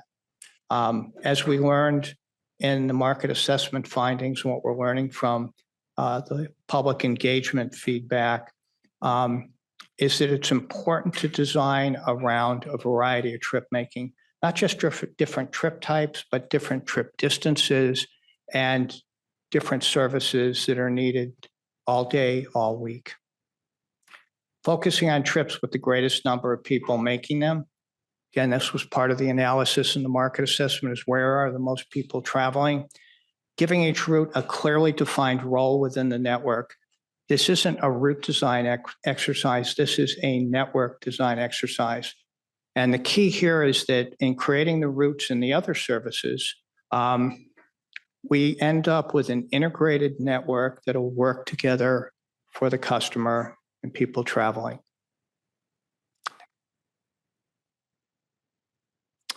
So why does it matter? An effective network and an efficient network. An effective network is one that is convenient and reliable. More people ride it, which generates more fare revenue and operating revenue for the agency. So by carrying more people and developing services that are more productive, one end product is not just more riders, but it gives you more money to spend because the operating revenue goes up because you're carrying more people per resource. The efficient network is basically how well, is MTS using its trolley and bus resources. By using them efficiently, you can deliver the same service with fewer resources, or in fact, more service with the same resources, depending on which scenario we're in. And by this, you have lower operating expenses. So what this means is that as we come together on the COA, if we're doing our job well, MTS can end up with more operating revenue and lower operating costs while still delivering a very cost-effective, very efficient network. All right, back to the polls. So we've broken these into two kind of general categories. The first applies to any scenario that we're looking at: a growth scenario, a cost neutral scenario, a service reduction scenario. And the second set of questions will be specifically focused on trade-offs and decisions that need to be made in sort of a service cut or financial deficit scenario. So when we're designing the network, regardless of the scenario, MTS has limited resources. And we need to look at how to prioritize allocating these resources across the service area based on what's most important. The choices we make will frame how we design the network scenarios and also how the network functions, how people use it. Some choices are true trade-offs. You can't have one without the other, but most fall on a spectrum where we're going to lean towards one side or the other, but do a little bit of both. So this is just a preview, but I think we'll just skip to going to each one individually. So perhaps the most quintessential trade-off in transit service planning is that of frequency versus coverage. With limited resources, the question is really, do you invest more frequency in key corridors with high ridership, or invest in high frequency in certain parts of the network? Or do you expand coverage, have routes to more areas, but those routes are going to operate with lower frequency? So this is a very, very nuanced and complicated trade-off. For the purposes of this workshop, we've simplified it. But pretending you have both of these scenarios, you have 8 buses. In the frequent scenario, you have 2 routes operating every 15 minutes. You can see that these routes are serving the highest density areas. And people in some areas might have might be located a little bit farther away from a route, but service is operating every 15 minutes. In the coverage network, you have 4 routes, each operating every 30 minutes. And destinations are generally closer. They have shorter walks, but all the routes are operating every 30 minutes, which, if you need to transfer between a route, you might have more wait time, more transfer waits. And the highest density areas have service that's less useful. You think back to Russ's conversation about the difference in usefulness between 15 and 30-minute service. So in just looking at these networks, the frequent network will get higher ridership, more frequent routes, but the routes are farther apart, but you'll likely have overall faster travel times. The coverage network, there's more coverage, there are more routes to more places, but there are fewer routes that are frequent. Routes are closer together and you get service that's a bit more localized.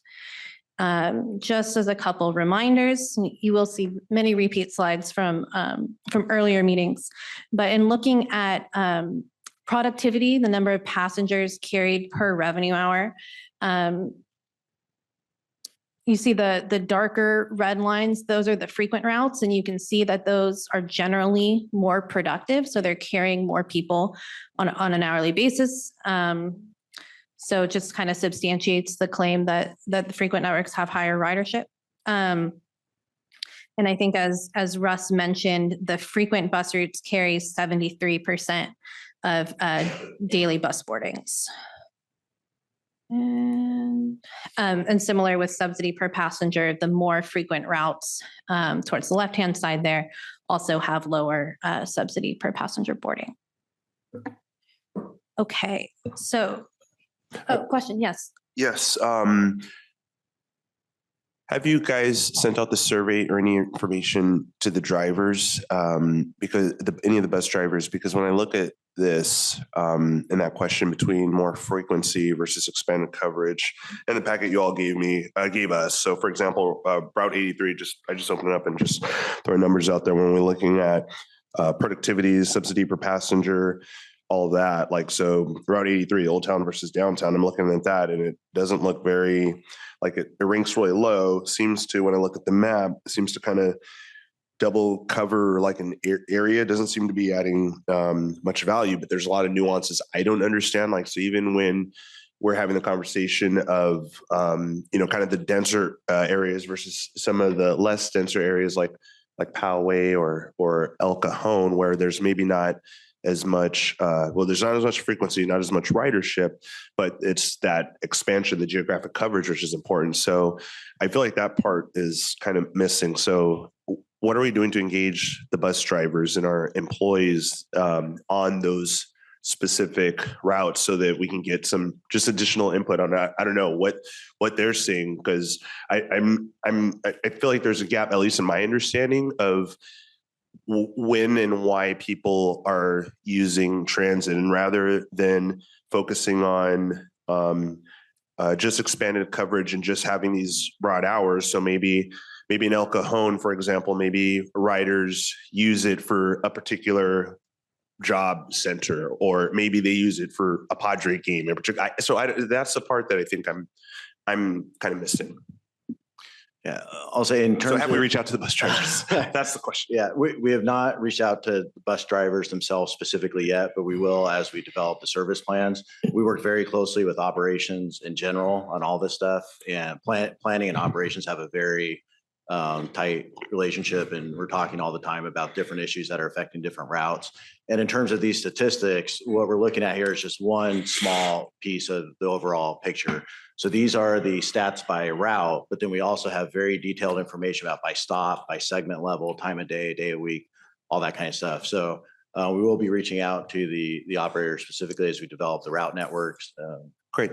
Understood. So I would strongly encourage that we reach out to the bus drivers directly. So I don't know if the consulting team can even send out this activity to the drivers, but I feel like that's like an untapped resource, and they have a much better understanding of even just kind of the dynamics and some of the trends more so than we. I mean, this is their day to day. So I would just encourage us to, if we can, not trying to reinvent the wheel, just maybe give them opportunity to do this. And I think we could get some additional feedback on some of these things. Great. Thank you. All right. So our first general poll. So each of the next 7 questions, you'll see a scale of 1 to 5. So 1 means you agree strongly with the statement on the left. In this case, it's investing in more frequency on key corridors. 5 would be you agree strongly with the statement on the right, expanding service to cover more neighborhoods with lower frequency. 3, you're sort of right in the middle. You think they're equally important. We should be balanced towards both of those. And then 2 and 4 is sort of that slightly agree towards each end. And so the next series of questions will be structured just like this one. And we can talk through the results, or if anyone wants to talk about sort of why they voted the way that they did. And then at the very end, we'll sort of be summarizing all of the questions together so we can see if certain questions weighed more heavily towards one end than the other. Just want to let folks know if your tablet has timed out, or if it does time out, there's on the right side of the tablet are a couple of buttons. If you tap the top smaller button, that'll relight your screen, and then just scroll up and you'll get the question. And if anybody needs help, I can walk through that. Sharon, I have a question. How do you know when there's enough demand for a new route? Well, I think we build it with the analysis that Russ talked about with the locations and destination potential along the route. You want to talk through that a little bit, Russ? Sure. We look at a variety of things. If you remember the market assessment, We're looking at everything from population density to the nature of the households there. You know, are there many dependent? Do we have zero vehicle, households? We're also going to look at kind of the urban form, those market topologies. Is it conducive for transit service? There are parts of the system where it's really hard to use transit, even if it's well designed. Other parts where if you do a good job designing it, they will come. So it's looking at a variety of things, where the jobs are, where the major destinations, healthcare, shopping, and so on. It's kind of like you reach a point where you hit critical mass where it can support the service. If it's another area, then you start looking at something besides fixed route as maybe the option, if it's not very dense. Sharon, when's the last time we added a bus route? Well, for instance, in the Otay Mesa area, we had just a bare bones, the 901, I believe it was, for years. It was just a local on the regular streets route. Then we added an express service on the freeway, and then we made it a rapid. And so that was the Irish Rapid. That was very recently. And then the most recent, though, was the route overnight service on the I-5 corridor down to the border from downtown. That was probably the most recent, unless you count the copper line. That was also recent. And also when we implemented Mid-Coast, we changed a whole bunch of bus routes up there and some minor new markets, but not a major new destination. Yeah, and that was back in 2021. 2021. And ultimately, the RTP defines a lot of this. They do a lot of the analysis that Russ was talking about. And so they have a bunch of new routes that they are actually proposing for rapids, and they're working on those currently, mostly in the North County, but I think there's 2 in our service area as well. There's 5 of the next 6 are in our service area. Oh, okay. Sorry. All over the service area. Has everybody had an opportunity to vote on this question? Yes. It's not popping up on ours. On our iPads, the options. Okay. You'll come around and We're gonna have IT walk around. If anyone has any issues, they will go ahead and assist. No, I didn't vote.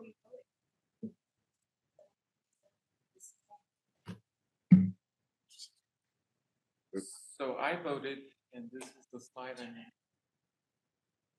How did you voted on that? Yeah. Oh, yeah, so it never popped up on ours. It had 5. Okay. Never popped up. Question 2. Oh, we got it.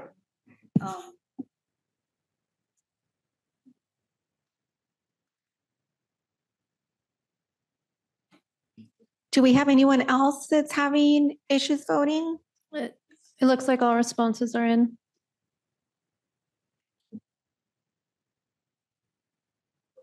All right.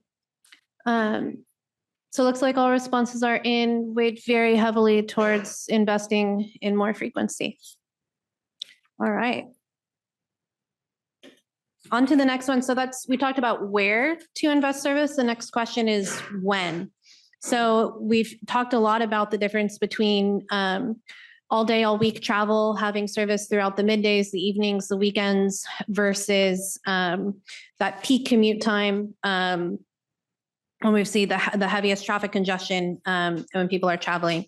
So here are just a couple repeat slides from our last presentations, just to kind of remind you where we're at in terms of travel by time of day.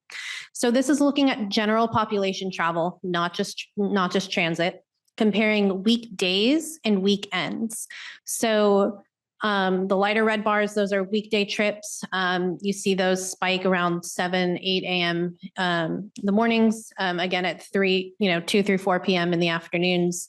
Whereas the weekend demand in that darker maroon color is showing more kind of activity in the middle of the day. And the one thing I'll point out is that the weekend activity is actually higher than weekday activity in the middle of the day. More people are out and about, they're moving. If you're not at work, you have more time to be traveling throughout the day. These trips tend to be less visible because we're not traveling as far, commuting as far, we're staying closer to home, but that activity is still happening.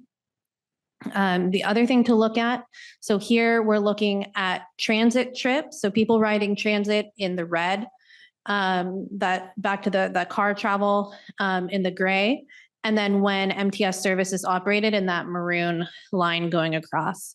So what you see is transit does have a little bit more of a peaked orientation than general car trips, and that service generally flat throughout the day, but you can see service is sort of exceeding the demand in the early morning hours and falling below the demand in the afternoon hours and later evening hours. So this is weekdays. And then looking at weekends, MTS service levels are generally flat throughout the day. And we see pretty similar trends between transit trips and general car trips. But again, that higher demand towards the later afternoon, the midday with less demand in that early morning. Okay, so our poll question looking at when service should be provided. Do we want to focus on adding service in those the midday, evenings, weekends, more that off-peak travel time, or continue to focus investing on weekdays during that rush hour?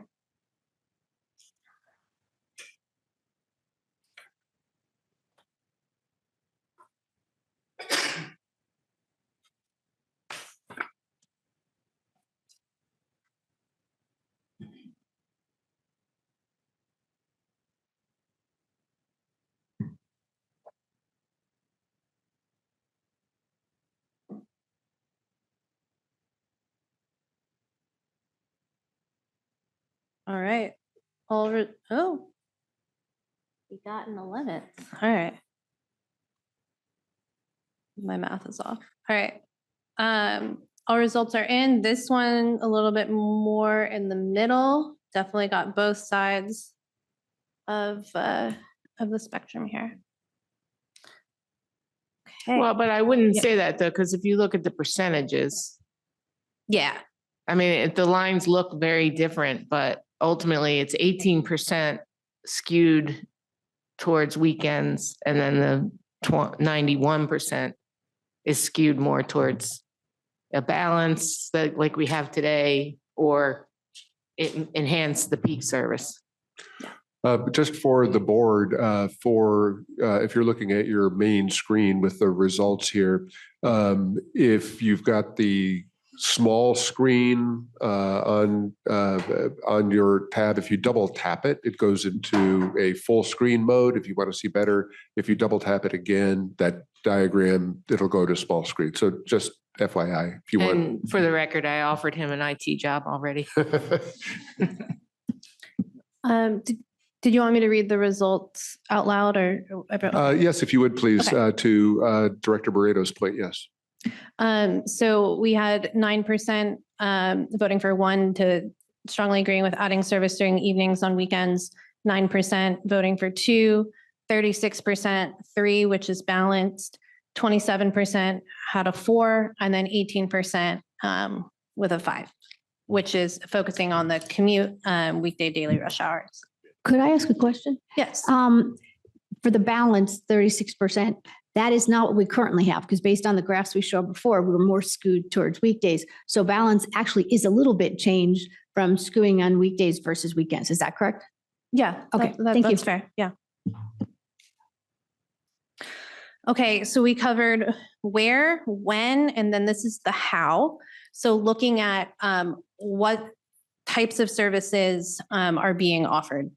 Talking about a regional network versus a community-based network. So a regional network will focus on connecting cities, communities across longer distances, thinking about long commutes, maybe from suburban areas to major employment hubs, looking at the regionality so you can get kind of from anywhere in the region to anywhere else in the region. A community-based network is focusing on designing services so people can travel within their local communities. We're helping them get to grocery stores, medical appointments, schools, neighborhood events, focusing more on localized travel. Something like, the Super Loop by UCSD, connecting jobs, education, residences. So the type of the route and how we're comprising this network and how these services are designed is really going to affect what kinds of things, trip purposes people are using service for. So these again are repeat slides from the last meeting, just talking about why people travel. So the red is showing the trip purposes on transit, which about 40% of people use transit to get to work. The gray is showing people traveling, why people travel on car purposes. And it's only about 21% using or traveling for work. The other 80% of trips are for other purposes, predominantly shopping or running errands. And so one of the questions is, should transit continue to focus on serving those work trips and helping people with the commute? Or should transit focus on being more representative of other types of trips and altering the structure of the network a bit so that transit's useful for a wider variety of trip purposes? Again, no right or wrong answer. It's just affects the design of the network and what it looks like and what it serves. Again, talking a little bit about how far people are traveling. So transit, again, in red, the percent of trips of a certain distance, these are miles, versus cars. So car trips are generally shorter. On average, 41% of all trips are less than 4 miles, and 33% of transit trips are less than 4 miles. But this is still a pretty big percentage of overall trips are relatively short distance. And it's harder for transit to capture these shorter trips because that wait time becomes a lot longer relative to the travel time, especially if you have to transfer. You know, if you're going somewhere that's a mile or two down the street, you could walk there in maybe, 20, 30 minutes. You don't want to wait 40 minutes for that next trip. Work trips are generally longer than shopping or recreation trips. Work trips are generally the longest trip we make because we have less choice about where we work and more choices about where we go to shop, where we go to eat. Just a few things to keep in mind. So I have a question on that too. Yes. If I'm going to the Padre game and I live in Santee or El Cajon, that's a long trip as far as I'm concerned. If I live over off of on India Street, it may be, or Washington, it's a short trip. So if you're prioritizing short trips, we need to have, that doesn't work for Santee. And that's, or El Cajon or La Mesa or, any of that. So it's nice to put these things down, but the reality is most of the jobs are on the coastline and by the Sandag reports. And in 30 or 40 years, they're still going to be out there. And so it's not a short trip for somebody in East County to drive, to take a bus or a trolley out to the coast. So it almost needs to be in an area versus just a question.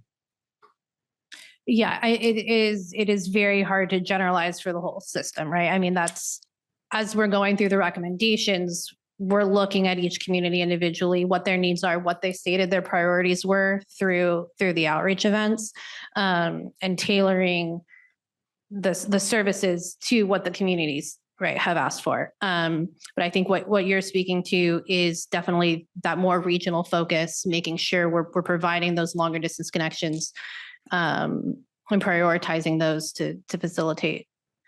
I was going to just say that this is the dilemma. Sorry, this is the dilemma in transit planning. So if most of the trips are going to jobs, that's great. You say, we're going to do that. But in this instance, they're going to a myriad of things. So if you want to have people get out of there, no longer own a car and choose to have every trip on transit, then you've got to address all those other length of trips and types of trips. But then on the other hand, there are still the 39% or whatever it was of commuters that's their trip is going to be a long trip. Yeah. And again, if you're coming from East County, you're probably taking the trolley because you don't want to try and drive down there and park. So, and I won't make any comments on that. But basically that's the point is we need to prioritize at that point what's going on. Are we driving to the Aztec game? Are we driving to a Padre game? Is Comic-Con going on? And you have been doing that. We have been doing that. We were prioritize at that point. Just real quick, what is our identity now? Do we consider ourselves taking a balanced approach? How do we see ourselves now? I would say it's a balanced approach right now. We have a combination of short routes, we have a combination of long regional routes, and to Councilmember Hall's point, I mean, it is tailored to the individual communities. Also, we look at the different travel patterns in the individual communities and plan differently. It's hard to choose between those two things. Yeah, and we have lifelines. So someone, I think it was Board Member Bush brought up the 83. We only have that service right now because it was intended to be a lifeline for the community that it serves. In the last round of COA cuts, it was on the table to be cut. We have rural routes that go all the way out to Borrego Springs, and those are considered lifeline routes. A lot of the Santee, the Santee bus route is really more of a lifeline than it is an actual commuter use. So, but then you look at other areas and El Cajon Boulevard, and everybody's using transit for every trip because it is frequent, fast, it's a dense area, and they are committed to transit. I have a question. I will continue to do all these questions, but based on what we saw on one of the earlier slides, a hybrid route seems to be the way to go. How do we get to that by these questions? Because I guess we're all going to vote on whatever it is. And if it doesn't show up that a hybrid is going to answer these questions, but we know the hybrid is the better way to go, I'm not sure how we get there. How we go from here to hybrid? Or do I have it wrong? First of all, if you moving to a hybrid, if you're just a local service today, but a very good local service, and you're thinking, well, maybe we ought to add limited stop on it.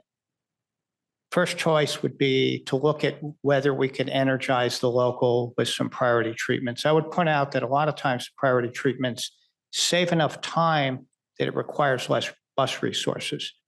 And if you think about it this way, every time you save like an all-week bus, you're saving $400,000 to $500,000 a year, every year. So if you're going to go spend, a few $1 million on doing treatments on the street, that pays for itself very quickly. And just in terms of cost, it also provides a much better service for people. So one of the things we'll do as we go forward is we'll look for critical mass. Where do we have extremely high volumes of people using transit today on the corridors that would benefit from that kind of investment to create a hybrid? Okay. In some cases, we're going to find that we have strong local travel, but we also may have a very strong longer distance travel. In that case, you can still have something like a hybrid that runs all day, all week, but you could put on some peak limited stop services for people that are traveling very long distances. So this isn't a one size fits all. You can tune it up to each corridor. Thank you. All right, let's go on to poll number 4. So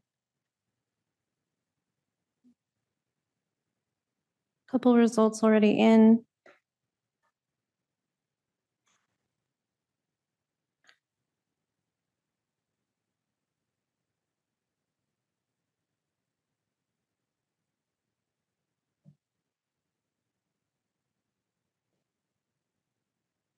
This looks like my statistics class. Perfect bell curve. There we go. All right. 1, 2, 5, 2. Okay. Well. All right. So these were the easy questions. So those are kind of general network-wide questions. We're going to be going through each and every route in the network and looking at what's working well, looking at their role, and have hundreds of micro decisions that need to be made, but we can use the direction that we've been given here as a lens as we're going through those recommendations. The next set of questions is, can we hold for a moment? We do have one public comment. And I Sure. think it would probably be appropriate to take them.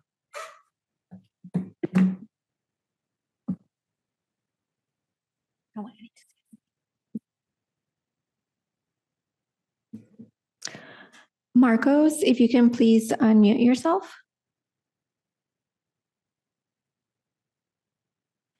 Can you guys hear me? Okay. So yeah, my name is Marcos Camargo. I've been listening to all the discussions here. I just want to say that speed is built into the system, and you can increase frequency with much lower cost than you can increase speed. So the system should be built for speed. For example, overpass, underpass, or in crevices underground, that takes money. Frequency you can add later. That's my only comment related to that. Even though most of the people chose frequency, I think speed needs to be built into the system before you can increase frequency. Thank you. And that concludes public comments at the moment, Chair. Thank you, Clerk, and we appreciate the public commenter for weighing in. Okay, back to the question that's in front of us.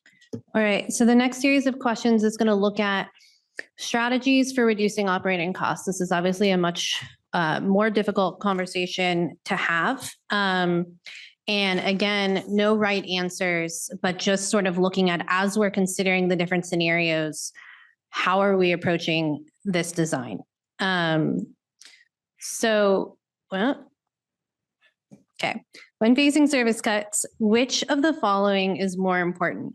So this is very similar to the frequency versus coverage debate, but in looking at service cuts, looking at what we want to preserve. Is it most important to preserve service in areas with the highest demand, the greatest ridership, perhaps the greatest frequencies? Or do we need to make sure that we're preserving some level of transit service for all existing riders? And I want to note that when we're talking about coverage and potentially reducing service, that in any scenario, we're going to work to maintain service access for vulnerable populations and people who are relying on transit.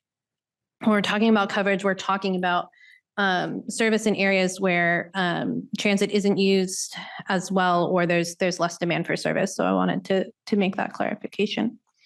All right, on to the poll. It's about half of responses in.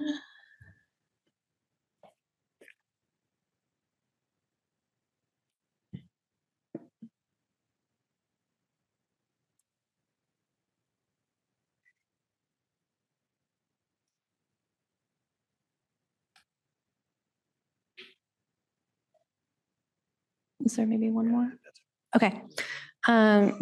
Great. Okay, so this one very strongly looking at preserving service in the areas with highest demand and the greatest ridership. Okay. No comments, no questions. Okay.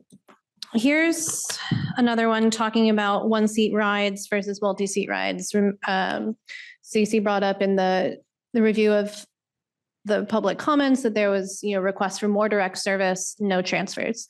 This is a trade-off we can look at. So one way to reduce operating costs is to reduce service duplication. If there are two routes that are serving a similar function, getting people to the same destination, can we give each route a more unique role in the network?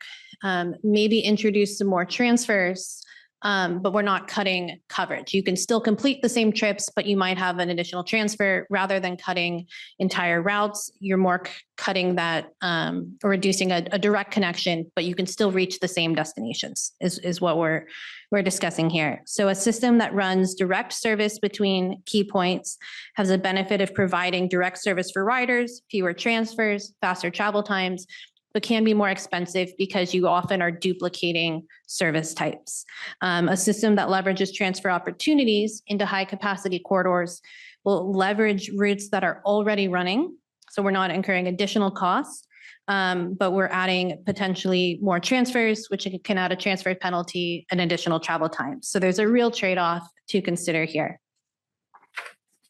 Just wanted to show one example before we get into the poll. So if we're looking at East Palomar Station at the 805 in Chula Vista, and we're going to Santa Fe Depot, there are currently two options, two ways you can do this. You can take a one-seat ride on Rapid 225, which takes you on the freeway with no stops direct to Santa Fe Depot, or you can ride Route 712 and transfer to the Blue Line, which will take you also into downtown. The second option with the transfer does have an additional 15 minutes of travel time with just the additional transfer weight and the travel time. And so the trade-off here is being able to save the resources from that freeway operating segment and reinvest those resources elsewhere in the network. So if you encourage people to take the 712 to the Blue Line, you'd save the resources from the freeway operating segment. That's benefiting a certain number of riders. The question is there a greater benefit for those to be used elsewhere in the network? Any questions on that? I know that's a little, okay. So we'll go into the question here is, in a service reduction scenario, do we look at basically encouraging more transfers to routes that are already in operation for lower operating costs, or do we preserve one-seat ride connections, direct connections between certain destinations? Obviously, as we're considering this, we're looking at the number of people making those trips, the transfer penalties, and sort of what the travel time differences and the potential overall impacts. But as a general concept, looking at direct routes versus trips with more transfers.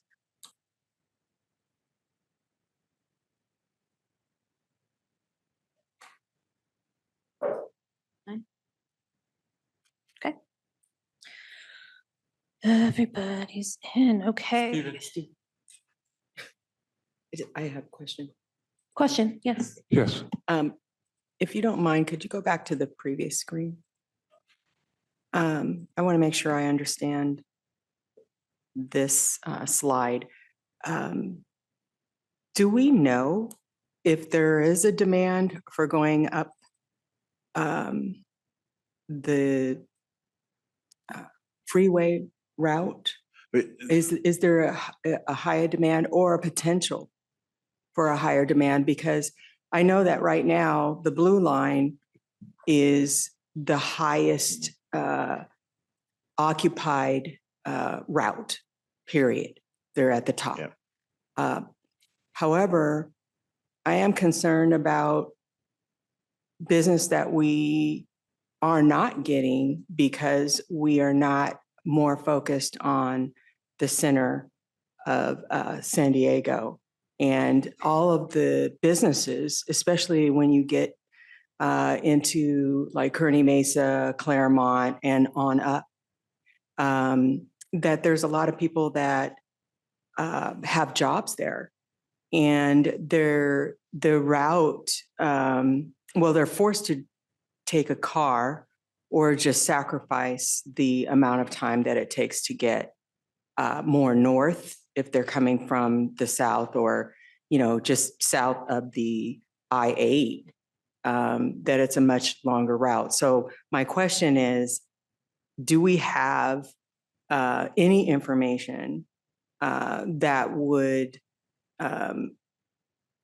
increase that ridership? Yeah. So for this particular example, these are two existing routes, and people are taking it from the 805 Palomar transit station into downtown. What this slide is getting at is they have two different options. So they can take a direct trip into downtown, or they can transfer and still get into downtown. We're not proposing anything specifically with either of these routes right now. It's just that we just wanted to discuss the general concept. And this is an example that exists in our service area and exists all over our service area. There's many other examples. This is just a real world one that we wanted bring up to make it easier to understand the trade-off. Okay. 'cause And I in know- regards to up to Kearney Mesa, there is a route that we have right now. It's the Route 60 that operates not entirely into the South Bay, but from Euclid up the 805, 15 into Kearney Mesa and so on. So we do have an existing route. And we do have some ridership data on that. It operates peak direction, peak times, and it gets decent ridership. Yeah, and your attachment A goes route by route and talks through those data points. So for instance, you asked what the demand is for that Route 225 from Otaya up to Santa Fe Depot. That route carries 2,000 people a weekday versus the blue line, Blue which is line. what, Which is 60,000 a much, day. much higher. So. Okay, thank you. All right, two more poll questions. So, yep, we got those. Okay, so the next one's looking at how to handle low performing routes. So we've got a series of routes that operate or carry, less than 10 passengers an hour. When we're looking at the service reduction scenario, we want to be, making sure that each of our resources is carrying, maximizing the ridership potential. We're using resources as efficiently and effectively as possible. So it's not just looking at routes, but also route segments, parts of the network where the ridership demand is lower and service isn't performing up to standard or up to the rest of the MTS services. And so the question really is how to handle lower performing services. Do we look at discontinuing, reducing service, and reinvesting those resources into higher ridership parts of the network, increasing frequency on other routes, or increasing service span like we talked about? Or do we keep service in these areas and explore more cost-effective options? This is where potential mobility on demand, microtransit might come into play, or other first last mile services that were discussed earlier. So maybe it's not the same kind of fixed route service with a regular schedule, but more tailored services to the needs of the community. And again, just wanted to raise that, very careful consideration of areas with vulnerable populations, making sure that they maintain the access to service that's needed. So again, no right answer, but looking at how to handle services that are lower performing in this service cuts, service reduction scenario.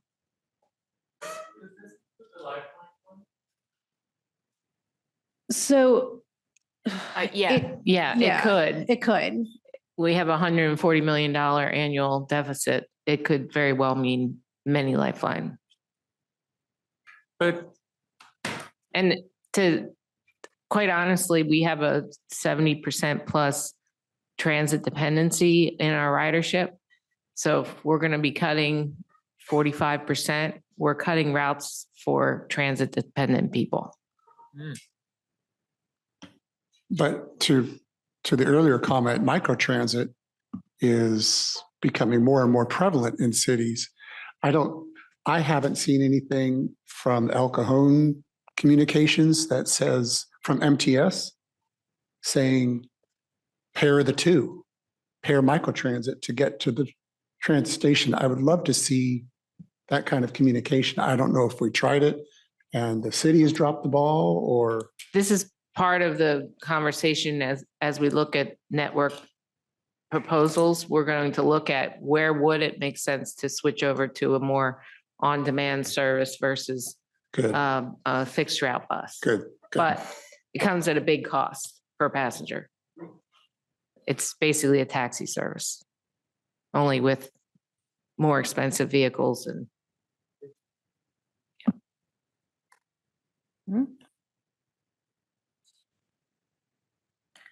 All right. On to the last. Share with Brent? Oh, one more. Yeah. Yes, sorry. Director Preciado. So I don't know where we are with quorum and all those kinds of things, but I have a hard stop at 12 noon and I just want to honor, if we have a quorum need, I can probably do another 10 minutes. Thank you, Director Preciado. I think that we do have a quorum and I think we will be done by noon. Yep, I can make it. One more question, and then we're going to do the budget allocation game one more time. This one there's some discussion about this at the last board meeting, and it's the question that came up was, when we're discussing service cuts, are people willing to see an increase in their fares in order to maintain their current service? So we're looking at the trade-off, losing their service altogether or paying a little bit more for those trips. So the trade-off is fare increase, potential increase in fares, but fewer service cuts versus no fare increase, maintaining everything as it is, but might have a greater increase in service cuts. And I think there's a question in the Sandag fare study survey that's similar to this. Yeah.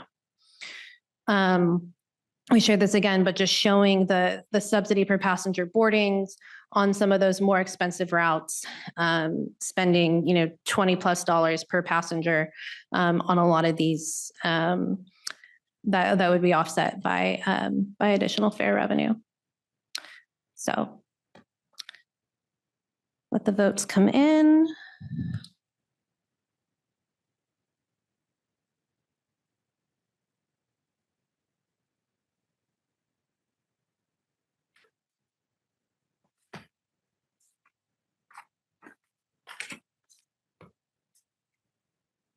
All right, everyone's in.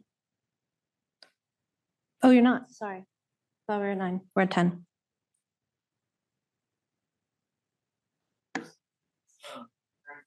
Board?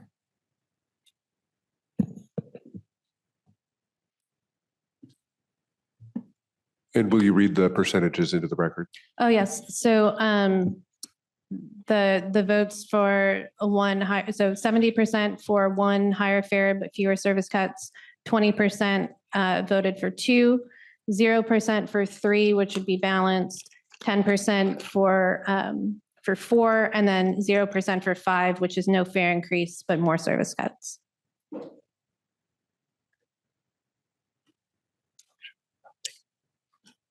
Director Bush. Yes, just a comment into Director Preciado. These results surprised me maybe a little bit because I think before we were cautious about increasing fares, at least in our discussion, but at the same time, I think we recognize as a board that we haven't raised fares in a long time. And for myself, it's since we haven't raised fares and just how destructive cuts can be when you make cuts, it's really hard to get those passengers back. So I'm not surprised by this, and I would agree with this. I'd say this in the discussion before, and when we had our amount that we can divvy up, cheaper fares is grouped in with free youth bus passes, and I understand why, because it's a cost. But there's a distinction for me because I would want higher fare revenue, but I would want free youth bus pass because long term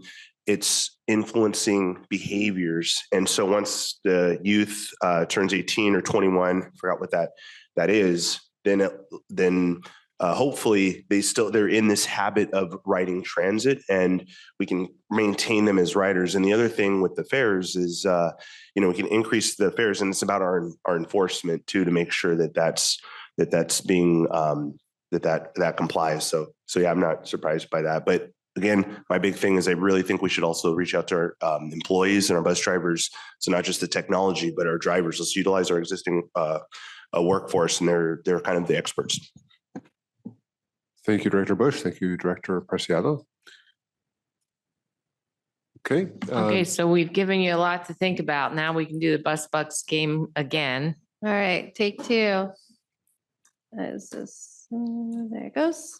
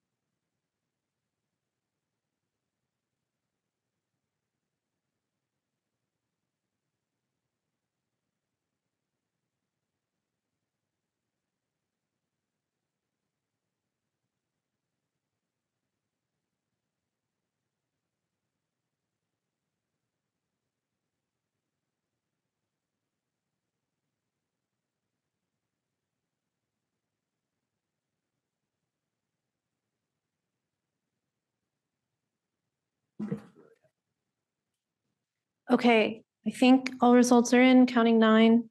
Oh, one more. Why am I getting 10? Okay. Okay. So we changed a little bit. More frequent service went from 22 to 24. Safety and security stayed the same at 17. Faster transit service is still 3rd, but went down from 13 to 11. Maintaining current fares, youth opportunity pass, still 4th, but went down from 13 to 10. And then I don't have the other ones.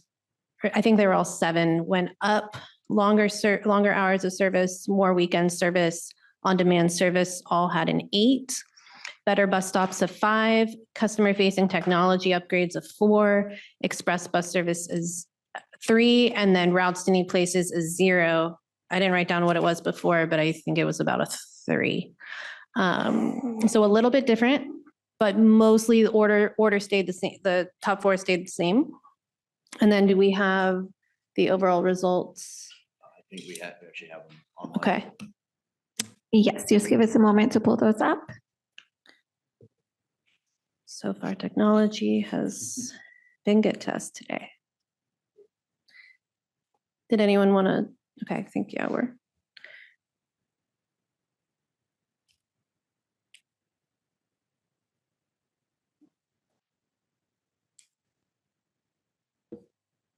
Thank you.